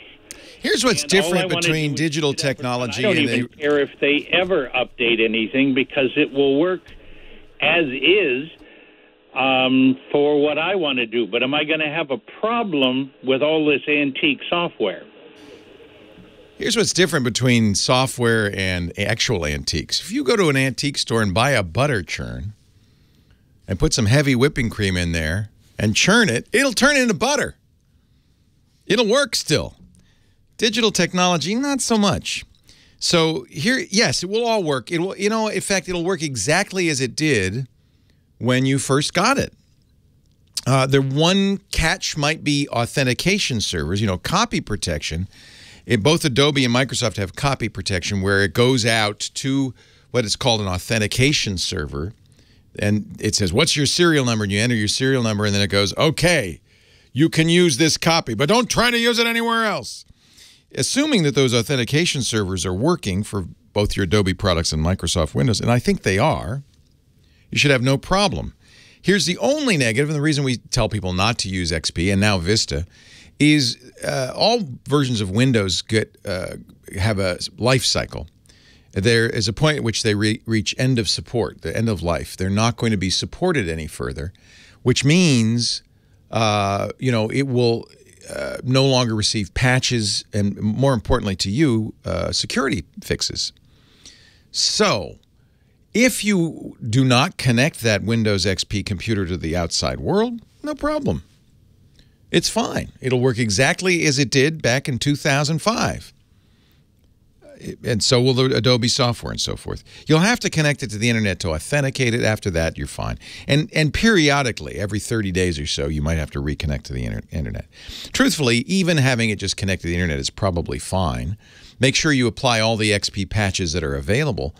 It's just new exploits. And there are new exploits that come along that infect Windows XP. But as long as you don't surf the net, get emailed, you can be connected to the internet, I wouldn't worry about it.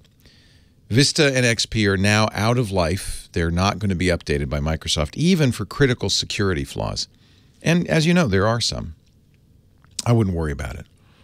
It's like the butter churn. If the butter churn were connected to the internet, it's not, so it continues to work. I think you're probably all right, in other words. Go ahead and knock yourself out. Have a good time. I wouldn't want to use XP as my main machine at this point. Just too risky to surf around. Don't get email, don't open attachments. Be very careful what you do on that XP machine. Having said that, our good friend Steve Gibson, my security guru, is using XP still. He says he's fine. Thanks very much. He's fine. Ironically, XP or Windows 10, a lot of people got bit this week. Did you get bit by the Google Docs virus? This is how easy it is. And no antivirus, by the way, would have stopped this because antiviruses can't move fast enough. Many of us on, I guess it was Wednesday, got an email from someone we know. This is important. I want to underscore that. From someone we work with, someone we know, a friend, someone in our address book, saying, here's a document I want to share with you. We've all gotten that, right? On Google Docs. Click this button. Now, if you click the button and you didn't pay attention, if you pay attention, you will notice that this Google Doc didn't just share a document with you. It actually asked for permission to access your Gmail account and send and receive email on your behalf. Whoops. That might have been a little red flag. It then installed an extension called Google Docs into your browser. Funny thing, there's no Google Docs extension. Your browser knows how to handle Google Docs just fine, thank you. So this was a rogue extension.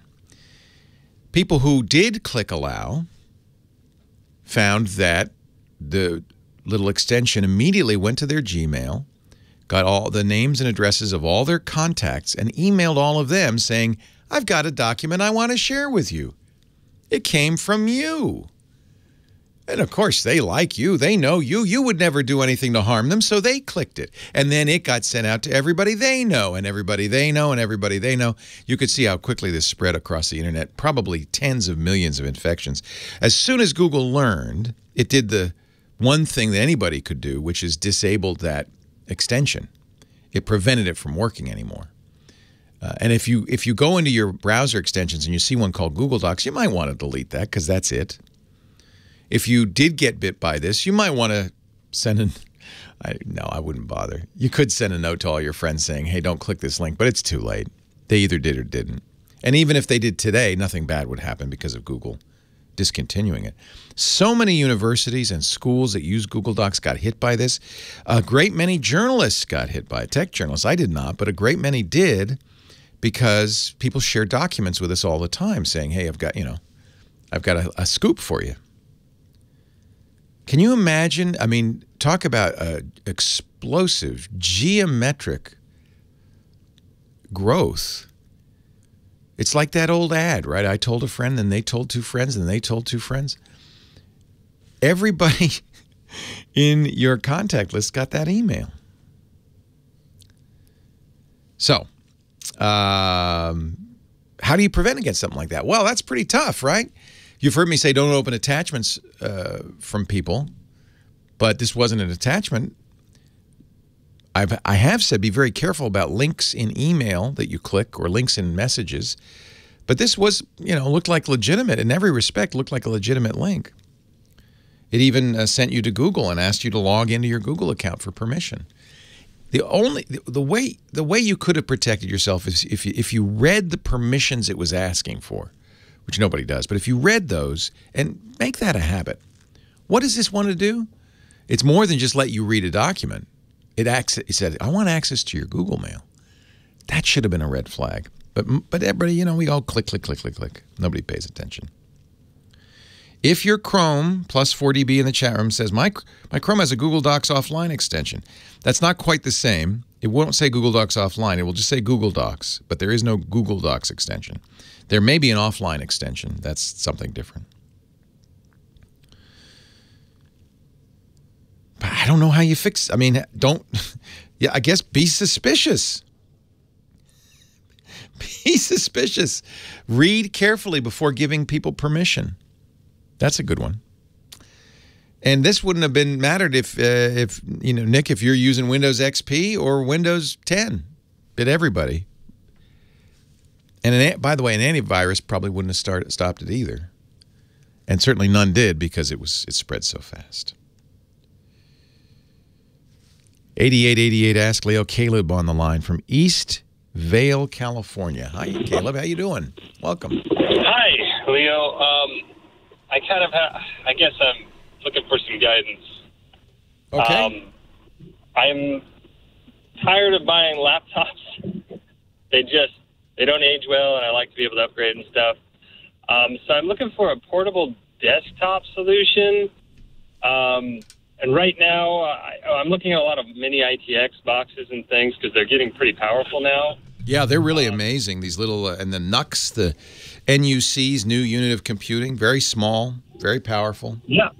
It's like the form factor is great. Yeah, I want to take this with me when I'm a digital artist. Hang on a break for the break here because we got to take a break for news, and I will continue with this call when we come back. Leo Laporte, the tech guy. Well, hey, how are you today? Leo Laporte here, the tech guy. Time to talk about computers, the internet, home theater, digital photography, smartphones, smartwatches, virtual reality, augmented reality. 8888 Ask Leo, the phone number. Mark in Costa Mesa is next. Hi, Mark. Hi, Leo. How are you today? I'm well. How are you? I'm fantastic. I felt like I was waiting to talk to Santa Claus. Hello there, little Mark. What would you like for Christmas? Well, I would love you to help me with an issue that I'm having with just some advice on podcasting. If I'm Santa Claus, that makes Heather an elf. Yeah. She does kind of escort you to the booth, right? And says, now be nice. Santa will be with you in a few minutes. That's right. Yeah. I've been a fan of yours since ZDTV. So, thank you. 1998. It's going to be the 20th anniversary next year. Wow. Yeah. Well, it's unseemly for a man my age to have a man crush on somebody, but you're my man crush, Leo. It's okay. I'm told bromances are acceptable these days. Okay. So you want to be a podcaster, or are you already a podcaster? No, in fact, we're hoping to do our first show tomorrow. Wonderful. And I've set up all the. I'm a professional screenwriter, but I also design websites. So I was talking to one of my team, and he said we should go with Podomatic. And I'm thinking that WordPress with the plugin or some sort of self-hosted solution is better. Yeah. So let me explain what you need, and then maybe it'll make it easier for you to choose. Either of those choices, by the way, is fine. So what is a podcast? A podcast is an audio or video show that you produce in the normal way that you would produce anything, audio and video. You record it, you make a digital file. The file needs to be stored somewhere that's accessible to the outside world, and ideally that doesn't cost you a lot of money in bandwidth. Because what if you get 1 million listeners on your podcast? That's going to cost you. Every single person who listens is going to cost you a little bit of money, and that can add up. So you need somewhere to store that. Then to make it a podcast, as opposed to just a click and download audio file, you have to create something arcane and odd called a RSS file.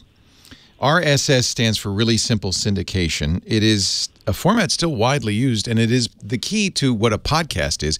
It creates a file in a markup language called XML that's closely related to HTML. And since you're a web developer, you'll know that. In this XML file, it merely is a structured text file that contains information about the show, the name, the creators, context, a short description, that kind of thing, and the link to where to find it. That's very important. And this RSS feed is important because it's automated. It's updated every time you put a new show in there. You add that to the bottom of the RSS feed, and people can subscribe to an RSS feed, check it periodically every day or so to see if there's a new show, and get it automatically. And that's what made it a podcast, right? I'm making an audio show, but if I make this feed, this RSS feed, somebody can subscribe to the feed in an RSS tool and automatically get the new show when it's available.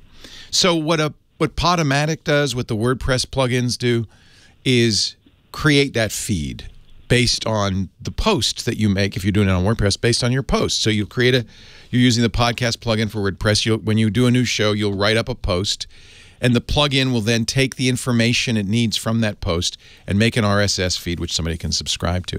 WordPress and most blogging tools already make RSS feeds. That's just kind of built in.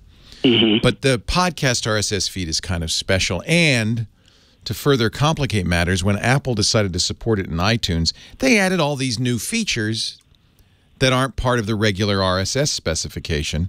So a podcast tool has to be iTunes aware, and then make a feed that works in everything, not just podcast programs or RSS readers like the old Google Reader was an RSS reader. Feedly is an RSS reader. Podcasts work fine with that, but it also has to work with iTunes, and that requires a few extra fields. Okay. So, so those are the things you're looking for: storage and feed creation, and then it ties in nicely to a website, because anything that you're doing like this, you want to have a website people can go to and find out about it. Our podcast network, twit.tv, that's the website. You go there. you'll see description of the network, but you'll also see a link that says shows, a listing of all the shows, and then you go to individual shows. You can see the episodes, and you can subscribe to them. It'll show you how to get the RSS feed, or we make it easy by saying, or if you're using iTunes, click this link. If you're in, and then most people nowadays, I'll be honest, iTunes is much less important. Most people, the way it works is they have a podcast application on their phone, whether one provided to them by Apple or Android or a third party like Pocket Casts or Stitcher. There's a whole bunch of them. And then there they can search the directory, find your show if they know where to look for it, and add it and subscribe to it. So you really, the number one job is to get people aware of it. You have to set up this back end, but it's pointless to have a back end if there's nobody who wants to listen to it. So there's a variety of things you have to do, right? Right.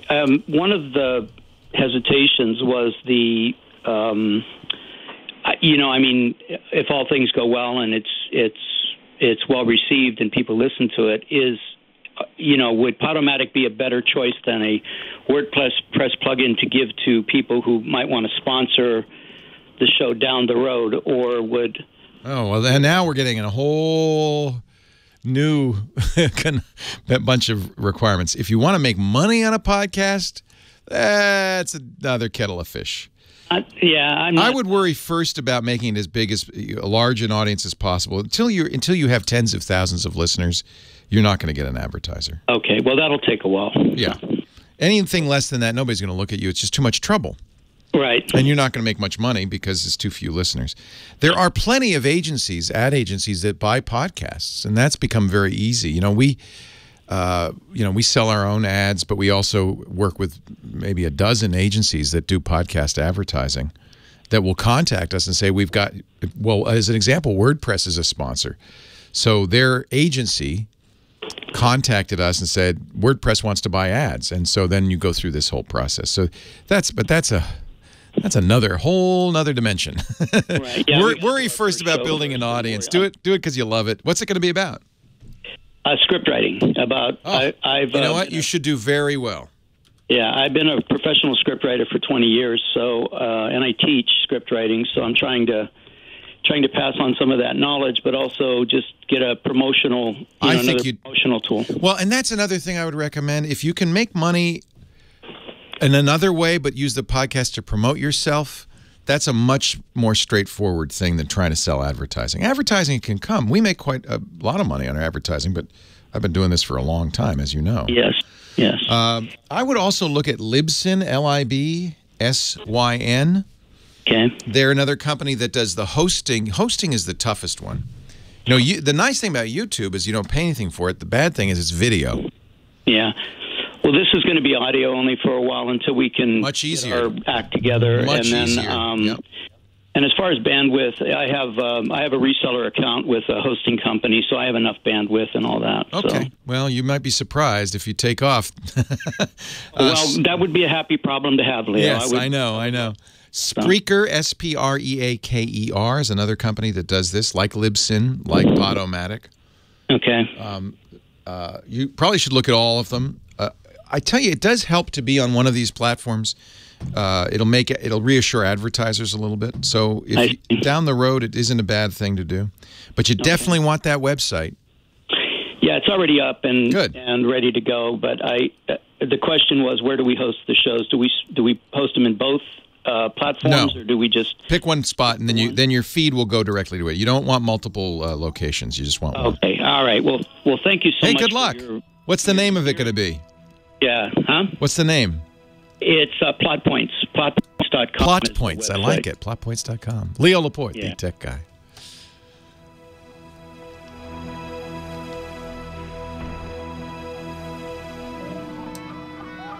I think you'll do quite well, actually. That's a hot area. Well, I mean, I have a lot of credibility because I've been, tramping the halls of Hollywood for so many years. Huge. Well, we'll see. I mean, I love doing it. I'm not actually, to tell you the truth, I'm not actually out to make money. I don't give a crap about that. I teach not. That makes it much easier. That solves no expectations, right? That solves a lot of problems.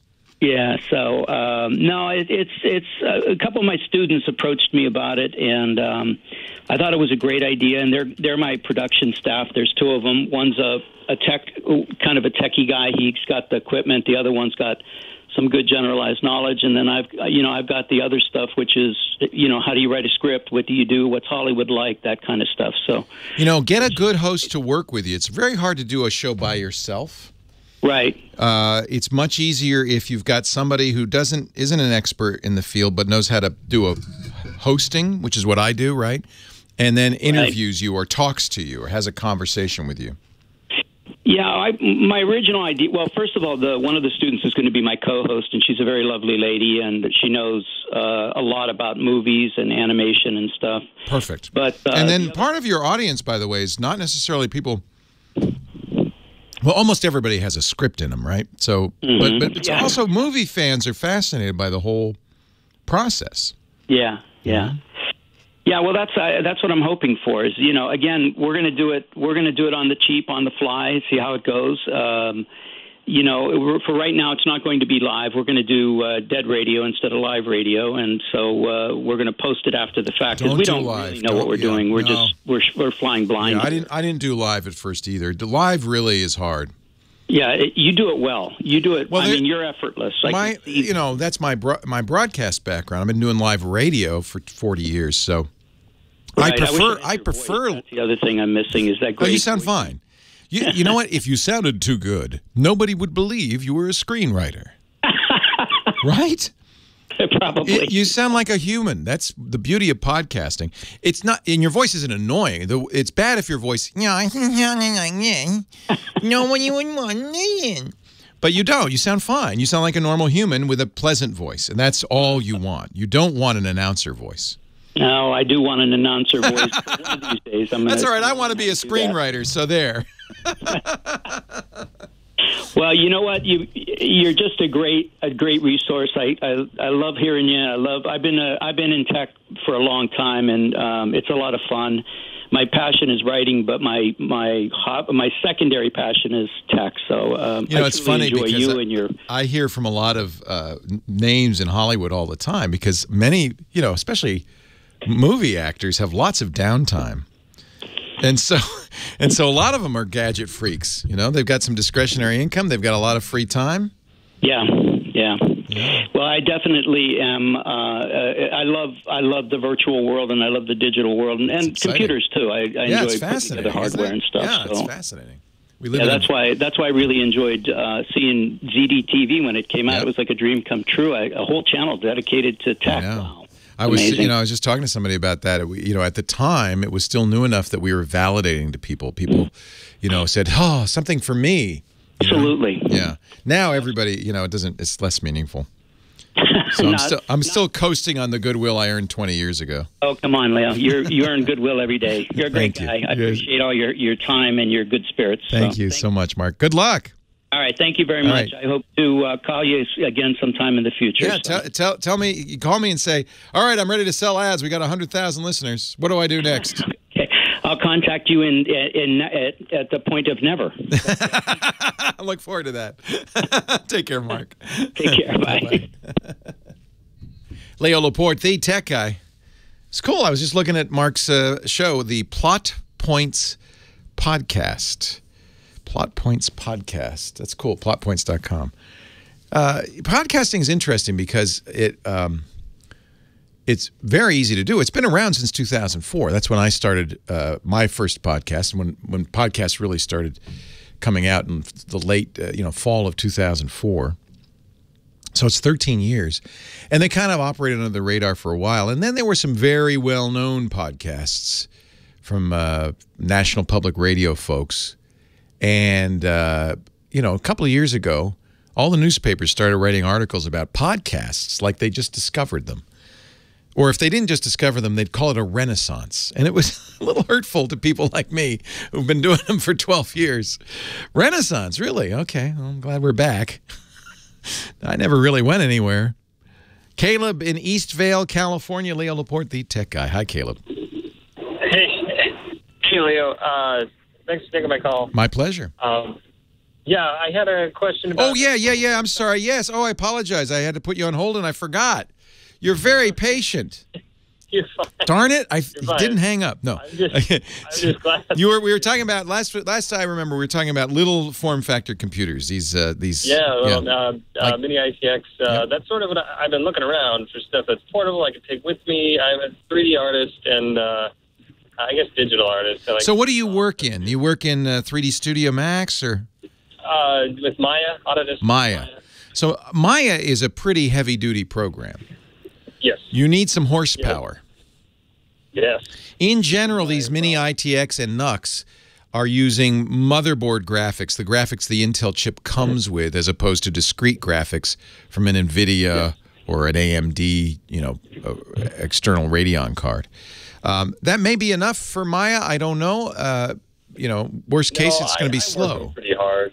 Yeah. I started to see some NVIDIA GTX 1060, 1070 cards, and some of these mics. In a mini ITX? Wow. Yeah. Wow. It's crazy. And in my searching, I was looking for maybe a battery or some way to do this, and I found a company called Zotac. Oh, you don't want to be plugged in. That's the other thing. I can maybe live with not being plugged in, but I'd like the ability to, unplug, move around, maybe have an hour or two of battery. And Zotac. So in effect, you want a laptop. Yes, but my laptops, I work my machines really hard, and they always die. And I want a desktop that I can sort of upgrade at a later point in time, and I can, if something fries, I can yank a card out, I can replace it, and just keep going. There's a company that makes a VR backpack called Zotac VR Go. Yeah. The idea is that Oculus Rift and many of these require full-blown PCs, so they put a PC on your back, not a laptop, a PC on your back, and a battery to go with it. Yes, and I mean it's like $2,000, but I was hoping, well, maybe. Where are you going to be working? Are you going to go to a coffee shop? Where are you going to be doing this? No, Are you going out in a meadow, a grassy meadow? I'm all over the place. You're going to a cemetery? I mean, I would just say stick with places you can plug in, son. And that's the thing. If there's no portable thing. Well, it's portable, but understand that you need a lot of amperage. You need like 100 watts to drive one of these things. And it's going to be, the battery to do that is going to be, fairly hefty. But, I mean, let's face it, you can get a gaming laptop that has all the horsepower you're talking about, and those run for an hour or two, maybe. But the more runtime you want, the heavier that thing's going to be. And but if you don't mind putting it in a backpack and carrying it around, you could do it. Yeah, I guess that was my thing. I didn't find any other solution. I found universal power supplies that will give you like 5-10 minutes, but it was more like power failure. Yeah, those are uninterruptible power supplies, and that's exactly their intent. And those things, I mean, if you wanted more than 15 minutes, you're talking 50 pounds. Those things are hefty because they got big old transformers in them. And so there's an Indiegogo, Murray on Travel in our chat room tells me, called River, that is 116,000 milliamp hours. And it has an inverter, which is what you need as well. The inverter takes the DC from the battery and turns it into an AC plug that you can plug your mini ITX PC into. Okay. Now, I wonder how heavy that thing is. I'm a strong guy. Strap it up. You'll get even stronger. Now, what's nice is they have solar on this as well. So then you can use it. Now, unless they've got, boy, it does look kind of heavy. It's about the size of a human head.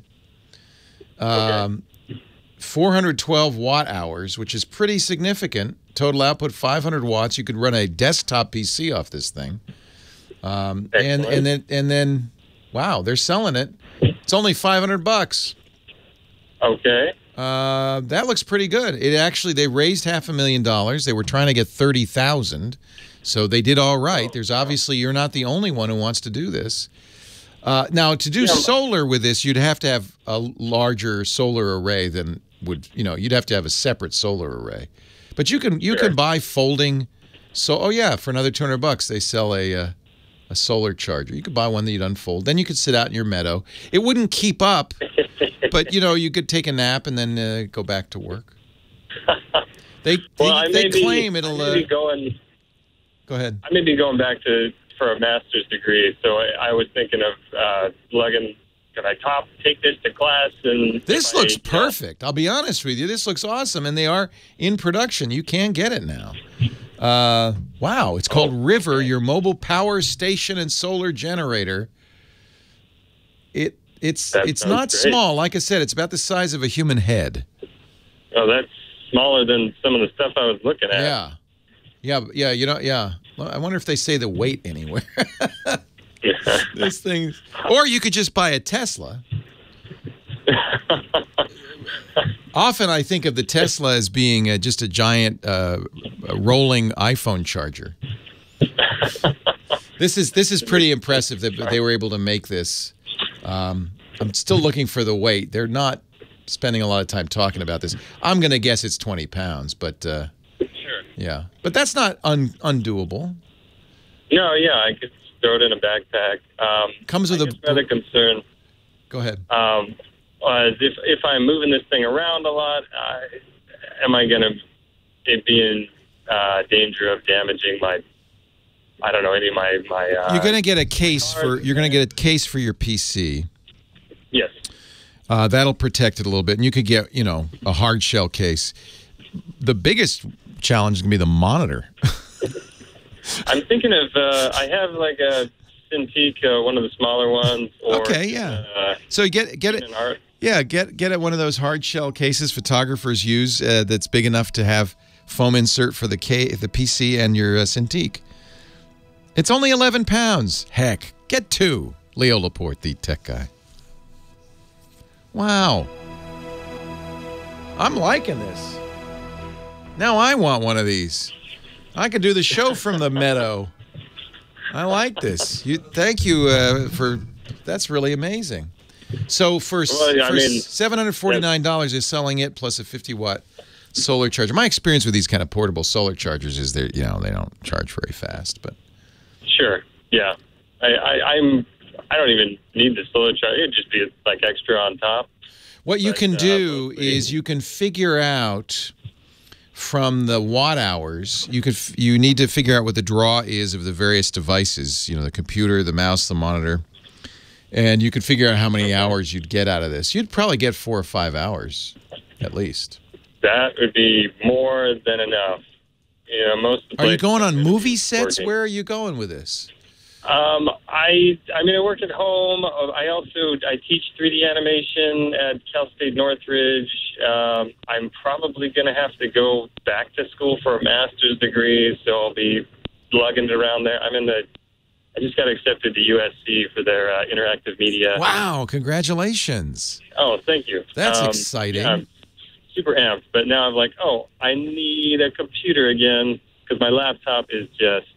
I think pairing this with a mini ITX, that's kind of an interesting idea. And yeah, apparently you can get NVIDIA cards for those. I think that's a very interesting idea. Yeah.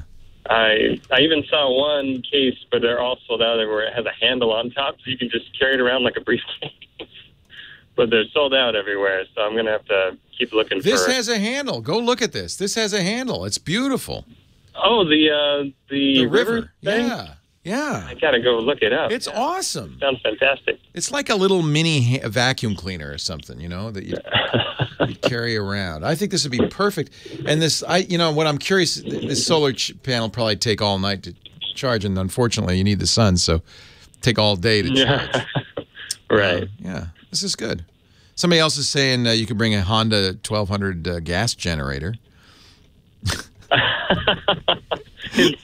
I like it. Into class or work with me, just kind of. You go down to the pier. Oh, Caleb's here. Yeah, they'd know you were around. How funny! How funny! Well, have a great time. It's nice to meet you, Caleb, and congratulations, USC. That's a big deal. Oh, thank you very much. That's exciting. Thanks for taking my call, too. My pleasure. Great information. Great to talk to you. Take care. If you get it, let me know. Give us a review. I'd love to hear how the river. Good find there. Thank you. Whoever that was in the chat room. Oh yeah, Goal Zero does a lot of solar stuff. Yeah.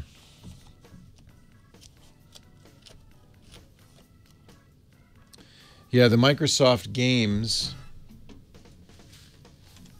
This is for on-the-road gaming. Personal gaming environment.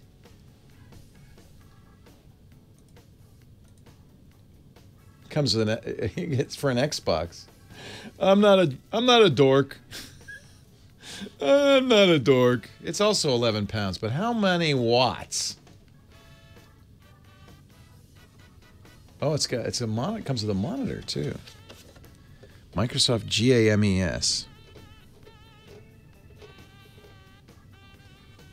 GAEMS. Leo Laporte, the tech guy. Chat room's loaded with marine batteries and all sorts of ideas for our Caleb, for our portable 3D artist. So there's ways to do this. Microsoft makes a thing called the Games, GAEMS, where they sell it. I don't know if they make it. Vanguard Personal Gaming Environment. It has an Xbox, a monitor in it, and a battery that'll keep you going about 10 hours playing Xbox games. $349. That ain't bad for the gamer on the go. 11.5 pounds, including, the 19-inch display and the game controllers. That's amazing. GAEMS. Who'da thunk it? Back to the phones we go, and Robert is at University City in California. Hello, Thank you Robert. for taking my call. My pleasure. And thank you and your staff for your counsel. And my question, I'm interested in purchasing a portable computer, but it's more than just a laptop. I want it to run Linux, but that's not the issue. The issue is I want a well-built portable computer that has a great large display screen. How large is large for you? 15 to 17 inches. Okay. 17. There are still a few manufacturers that make 17, but most of them top out at 15. 15 sounds great then. Yeah. Also a great, well-engineered keyboard. Upgradable, if possible, like the old, if you remember the Mac Pro steel tower, Yeah, but that wasn't a laptop. You want a laptop or desktop? I guess I would want a luggable, if you know what I mean. No. You're kind of like Caleb. I mean, that's kind of what Caleb's talking about. These mini ATX cases are about the size of a shoebox, maybe a little smaller, and they're luggable. They're 10 pounds. If you're talking a laptop, there are plenty of good laptop choices that aren't quite so heavy. I would look at Lenovo and their X1, either the X1 Yoga or the X1 Carbon. Excellent keyboards. Lenovo's famous for those. They have a couple of models with OLED screens, which is as good as you can get. That's as good, those are remarkable. I think they top out at 14.5 inches. I don't think they get as big as 17, but the ThinkPad P51 has a 15-inch screen as well. So I think any of those laptops are probably in that form factor. You're going to have a lot of choice. But if you're talking about like you want an Osborne or a K Pro, I don't know. Yeah, you remember the old? Oh yeah, the compact. Yeah. I don't know if anybody. That's an interesting question. Does anybody make luggables anymore? I don't know. Now, a luggable or a suitcase computer. One of the reasons very I mentioned well made. One of the reasons I mentioned Lenovo is because they're famous for being very Linux friendly. My friend Cory Doctorow, who's a science fiction author and an activist, internet activist, lives exclusively on Lenovo laptops. He buys himself one new one a year, and one of the reasons he likes them is they have in-home service as part of the deal. So, and he puts Linux on it. He does not use Windows. He's a Linux guy. Dell is also very famous for supporting Linux quite well. And there are some integrators. I have a 17-inch laptop running Ubuntu from a company called System 76 in Colorado I love. And that is a beast. That thing has NVIDIA graphics.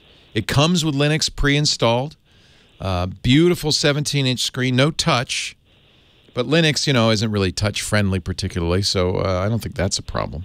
But luggable, boy, I don't know. Is anybody? Let's ask the chat room. Anybody still make luggables? Now, you mentioned System 76. Yeah, they're a company. I actually have their 17-inch. They're one of the last companies still making 17-inch laptops. System76.com. Very good. And that's, if you're going Linux, that's their specialty. Fabulous. That is fabulous. And price is no object. I'm willing to invest. Well, you will pay. You will pay.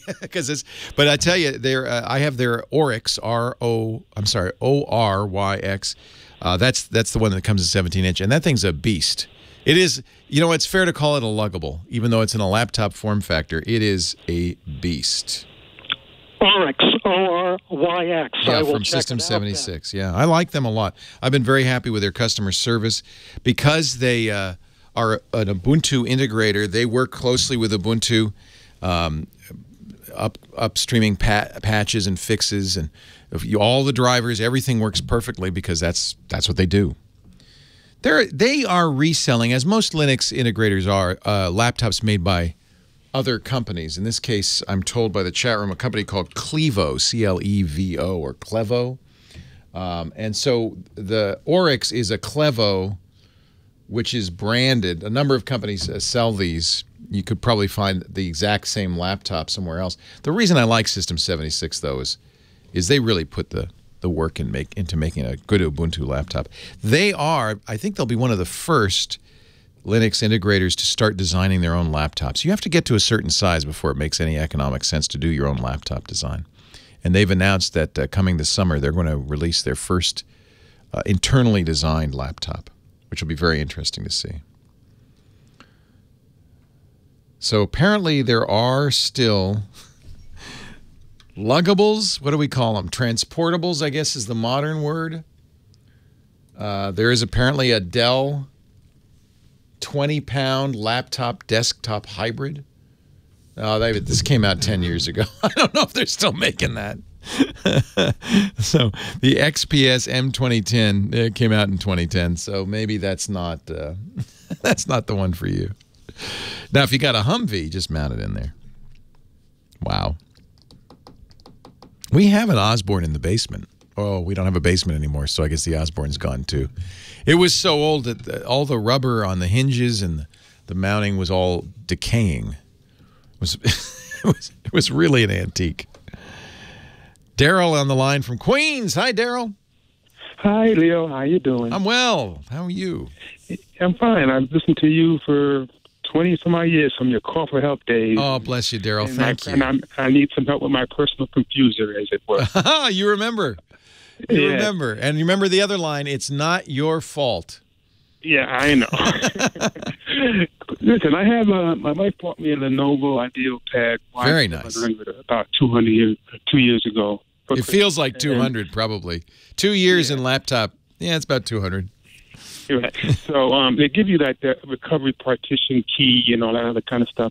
But I'm kind of old school. I want to see if there's a way at least to copy the drive so in case something happens to it. Good idea. Install everything. But they don't give you no disk anymore. No, they don't.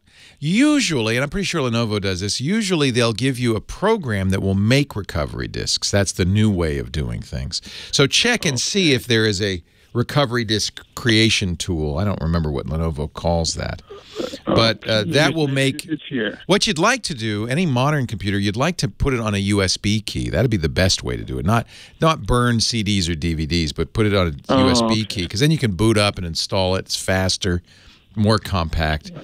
But if you can't do that, there are a lot of programs that will do this. They're called disk imaging programs. And, you know, there's a Cronus True Image, and there's Disk Image, and there's a million of these. DriveSnapshot.de, that was one I used for a long time. And all of these will do something similar. They'll take the contents of your drive and make a bootable drive that you can then use to restore it. I'll put a list of the show notes, techguylabs.com. Leo Laporte, the tech guy. Yeah, actually, good point. I've not tried, well, I've tried it. I have never tried restoring. Microsoft now, if you have Windows 10, which you should have with that IdeaPad, right? Yes, I do. There's inside there's a Microsoft imaging program. Oh, if you hit Windows key and type backup, and you'll see it's an old program, but they still provide it, and it will make an image backup onto another drive of your computer. Is that what it is? Yeah, something like that. It's in the control panel. Just look for backup in the control panel. Okay. And then there are a lot of EaseUS makes a drive recovery and an imager. My favorite is an old one from Germany, Drive Snapshot. It's at drivesnapshot.de. The nice thing about that is it'll do it while Windows is running. But it's not free. It's not expensive. It's $30 or $40. I don't care about money. It's worth having this because you're absolutely right. You need that. You need that. Okay? A friend of mine was telling me about this product called AOME Backupper. I never heard of AOME. AOM. Huh. MEI, I'm sorry. Backupper. Yeah, I don't know that. Oh, Anything that will make a disk image is not a hard thing to do. Disk image, okay. Oh, that's what Anything that will do that will work for you. Okay, thank you. So you have a good day. You too. Great to talk to you, Daryl. Take care. Bye-bye. Hello, Dickie D. Leo, how are you, pal? I'm Fabu. Fabu. Whoa. Fabu. Oh. Nice. Fabuloso. How are you? I'm good. If a show called Show That Goes Wrong ever comes to San Francisco with the original cast, you have to see it. The Show That Goes Wrong. Wrong, yeah. It's like it's an English production. We're going to see something rotten this fall. It's part of the Shorenstein Niederlander Best of Broadway. Oh, okay. Some good stuff. I can't talk. I have a laptop in my mouth. Oh, there I am. Oh my gosh, Leo Laporte, the tech guy. Axel Foley's theme. Remember that? Oh yeah. Harold Faltermeyer. Haven't heard that in ages. I tell you, Mike Cozio, he is a young guy, but he's got his roots run deep. Meanwhile, two old guys here talking tech, Leo Laporte and Dick DiBartolo, Mad Magazine's. Whose roots are coming out. I dyed my roots this week. Dickie D is at Mad Magazine, but he's also, of course, he's famous for that, but he's also a gadget fanatic and brings us great gizmos and gadgets every week. That's why we call him the GizWiz. Hi, Dickie. Wow. D. Yay. Wow. Well, you act like I haven't ever called you that before. I called you that for years. No, anyway, yeah, like a month ago or 2 months ago, I did a thing about a white noise machine from Electrofan. It was their international version. Yeah. And the company said, well, wait a minute. We're going to send you something that is called the Electrofan Micro, which they did. So, Leo, this thing is really neat. It is so tiny. It has great fidelity for its size. It sounds like you're in a wind tunnel. Oh, well, this it's 9 white noise sounds and 1 ocean. So I listened all day, and I know it's not the Pacific.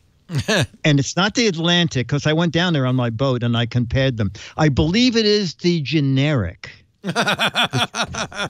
That's just south of the Pacific, I believe. The generic. Exactly. So, Leo, listen to this. Wait, is it a fan or just making a white noise generator?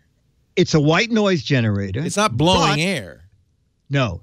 Just a white noise generator. But unlike the big guy that has international plugs, this one has a built-in battery. So it will make white noise for up to 16 hours. But wait, there's more. Oh, how I know. It's Bluetooth enabled. What? So that when you get to your hotel and you want to watch movies or listen to music on a a very decent speaker for a little guy that's 2 inches by 1.5 inches, you can stream your music through this guy. And there's still more. There's more? The little speaker spins and pops up so you can aim it toward where you are sleeping in bed. I should get this for the cruise because that ocean noise really can keep me up at night. So I'll just close the windows and have simulated ocean noise. There you go. There you go. or one of 9 fan noises. So play it again. Let me hear it. Yeah, Put it up to the microphone. Okay, I'm going to hold it up to the mic. All right. So this is the ocean noise. Okay. But now these are different white noises. It sounds like I'm in an 18-wheeler heading across the country. You can pick whatever you want. Sounds like the maid service has started. Can you move your feet? Can you move your feet? We want a dust in here. This one, it sounds like an air conditioner. Some people sleep better if they have something going like that. Right? Me too. I sleep with the big guy, which makes similar noises. And this guy is under $35. I like it that it's also a Bluetooth speaker, so I could listen to an audio book. That is really good. Yeah. That is, and the speaker sound is excellent. So How much? it's Electrofan $34.95. Electrofan Micro. It's on Amazon? It's on Amazon. It comes in black or white. Or go to soundofsleep.com. Exactly. Or gizwiz.biz and Tech. Actually, let's give you a plug. Forget Sound of Sleep. By the way, that's a good name, Sound of Sleep. Sound of, Yeah, that's what our audience sounds like much of the time. Well, listen to my podcast. That can do it too. So you have listened. Yes, gizwiz.tv for the podcast, gizwiz.biz for the website. And while you're there, play the brand new What the Heck Is It contest. All right, you got to tell me, what was that thing? It looked like a baseball with bites taken out of it. What was that? Leo, only one person got it. It's a pencil sharpener. Oh. So I, of course, had to shoot the back of it because the front of it has the name of the company on it and also the little insert. Well, that's going to be the next month. Oh, see, if you'd shown the hole, I would have known. Yeah, well, then I would have had 10,000 right answers. And what fun is that? Did somebody get it right? RuPaul got it right? Yeah, exactly. Wow. Exactly. Wow. And then, of course, we gave 27, I think, Mads for funny answers. So those little bites are just grips. They are grips, but people had great ideas. Looks like a speaker you put on a conference room table. Yeah. Someone said it was a mouse operated by 3 people. Someone said it was a 3-person. I like that. It was a ball until his pit bull got a hold of it and chewed off the corners. People are very clever with the answers. So this is the new one here. If you go to gizwiz.biz and click the "What the Heck Is It" link, there's well, I know exactly what that is, but I'm not gonna say because it's clearly what we use with Play-Doh to make a plate of sweet potatoes with Play-Doh. It's a Play-Doh sweet potato extruder. Oh, wow. Okay. Yeah, I don't know what the dot in the middle does, but there you go. So the cherry. It's just a cherry. There's a cherry with every sweet potato. The deal here is you go to the website, you guess what it is. You could win an autographed copy of Mad Magazine, autographed by this guy right here, Dick DeBartolo. GizWiz, GIZWIZ.biz. Also information there about the fan and all the other crazy gadgets he mentions on this show and all the other shows. Did you see that our... So Dick was the gadget guy for Regis and Kathy Lee. Yes. And then when Kathy Lee left, it became live with Regis and Kelly, and I did it for 10 years. Yes, you did. And then, in fact, I was there when Regis announced his retirement. That was the last time I did it. And then... I think you were the reason he announced it. Yeah, he and I left at the same time. Michael Strahan took over. And then Michael left abruptly, much to Kelly's dismay. But our friend Lance Ulanoff has been doing gadgets over there for him, which is great. And they've been in a host search for, what, a year? Yes, a long time. They finally found somebody, Ryan Seacrest. Is that amazing? Yeah. I wonder how they found his name. I've heard of him. He used to work on CNET, I think. But yeah.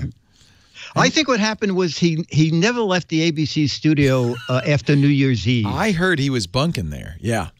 Yep. And then they figured, that guy, what are you hanging out? He said, well, I'm waiting for 2018 New Year's Eve. And they said, so let's you and I write to them and say if we can come on now that it's Kelly and Ryan. Yeah, why not? We could do a 1-2 punch. Oh, great. You know what? I don't know if we'd work well together. He's 5'8", she's 5'6".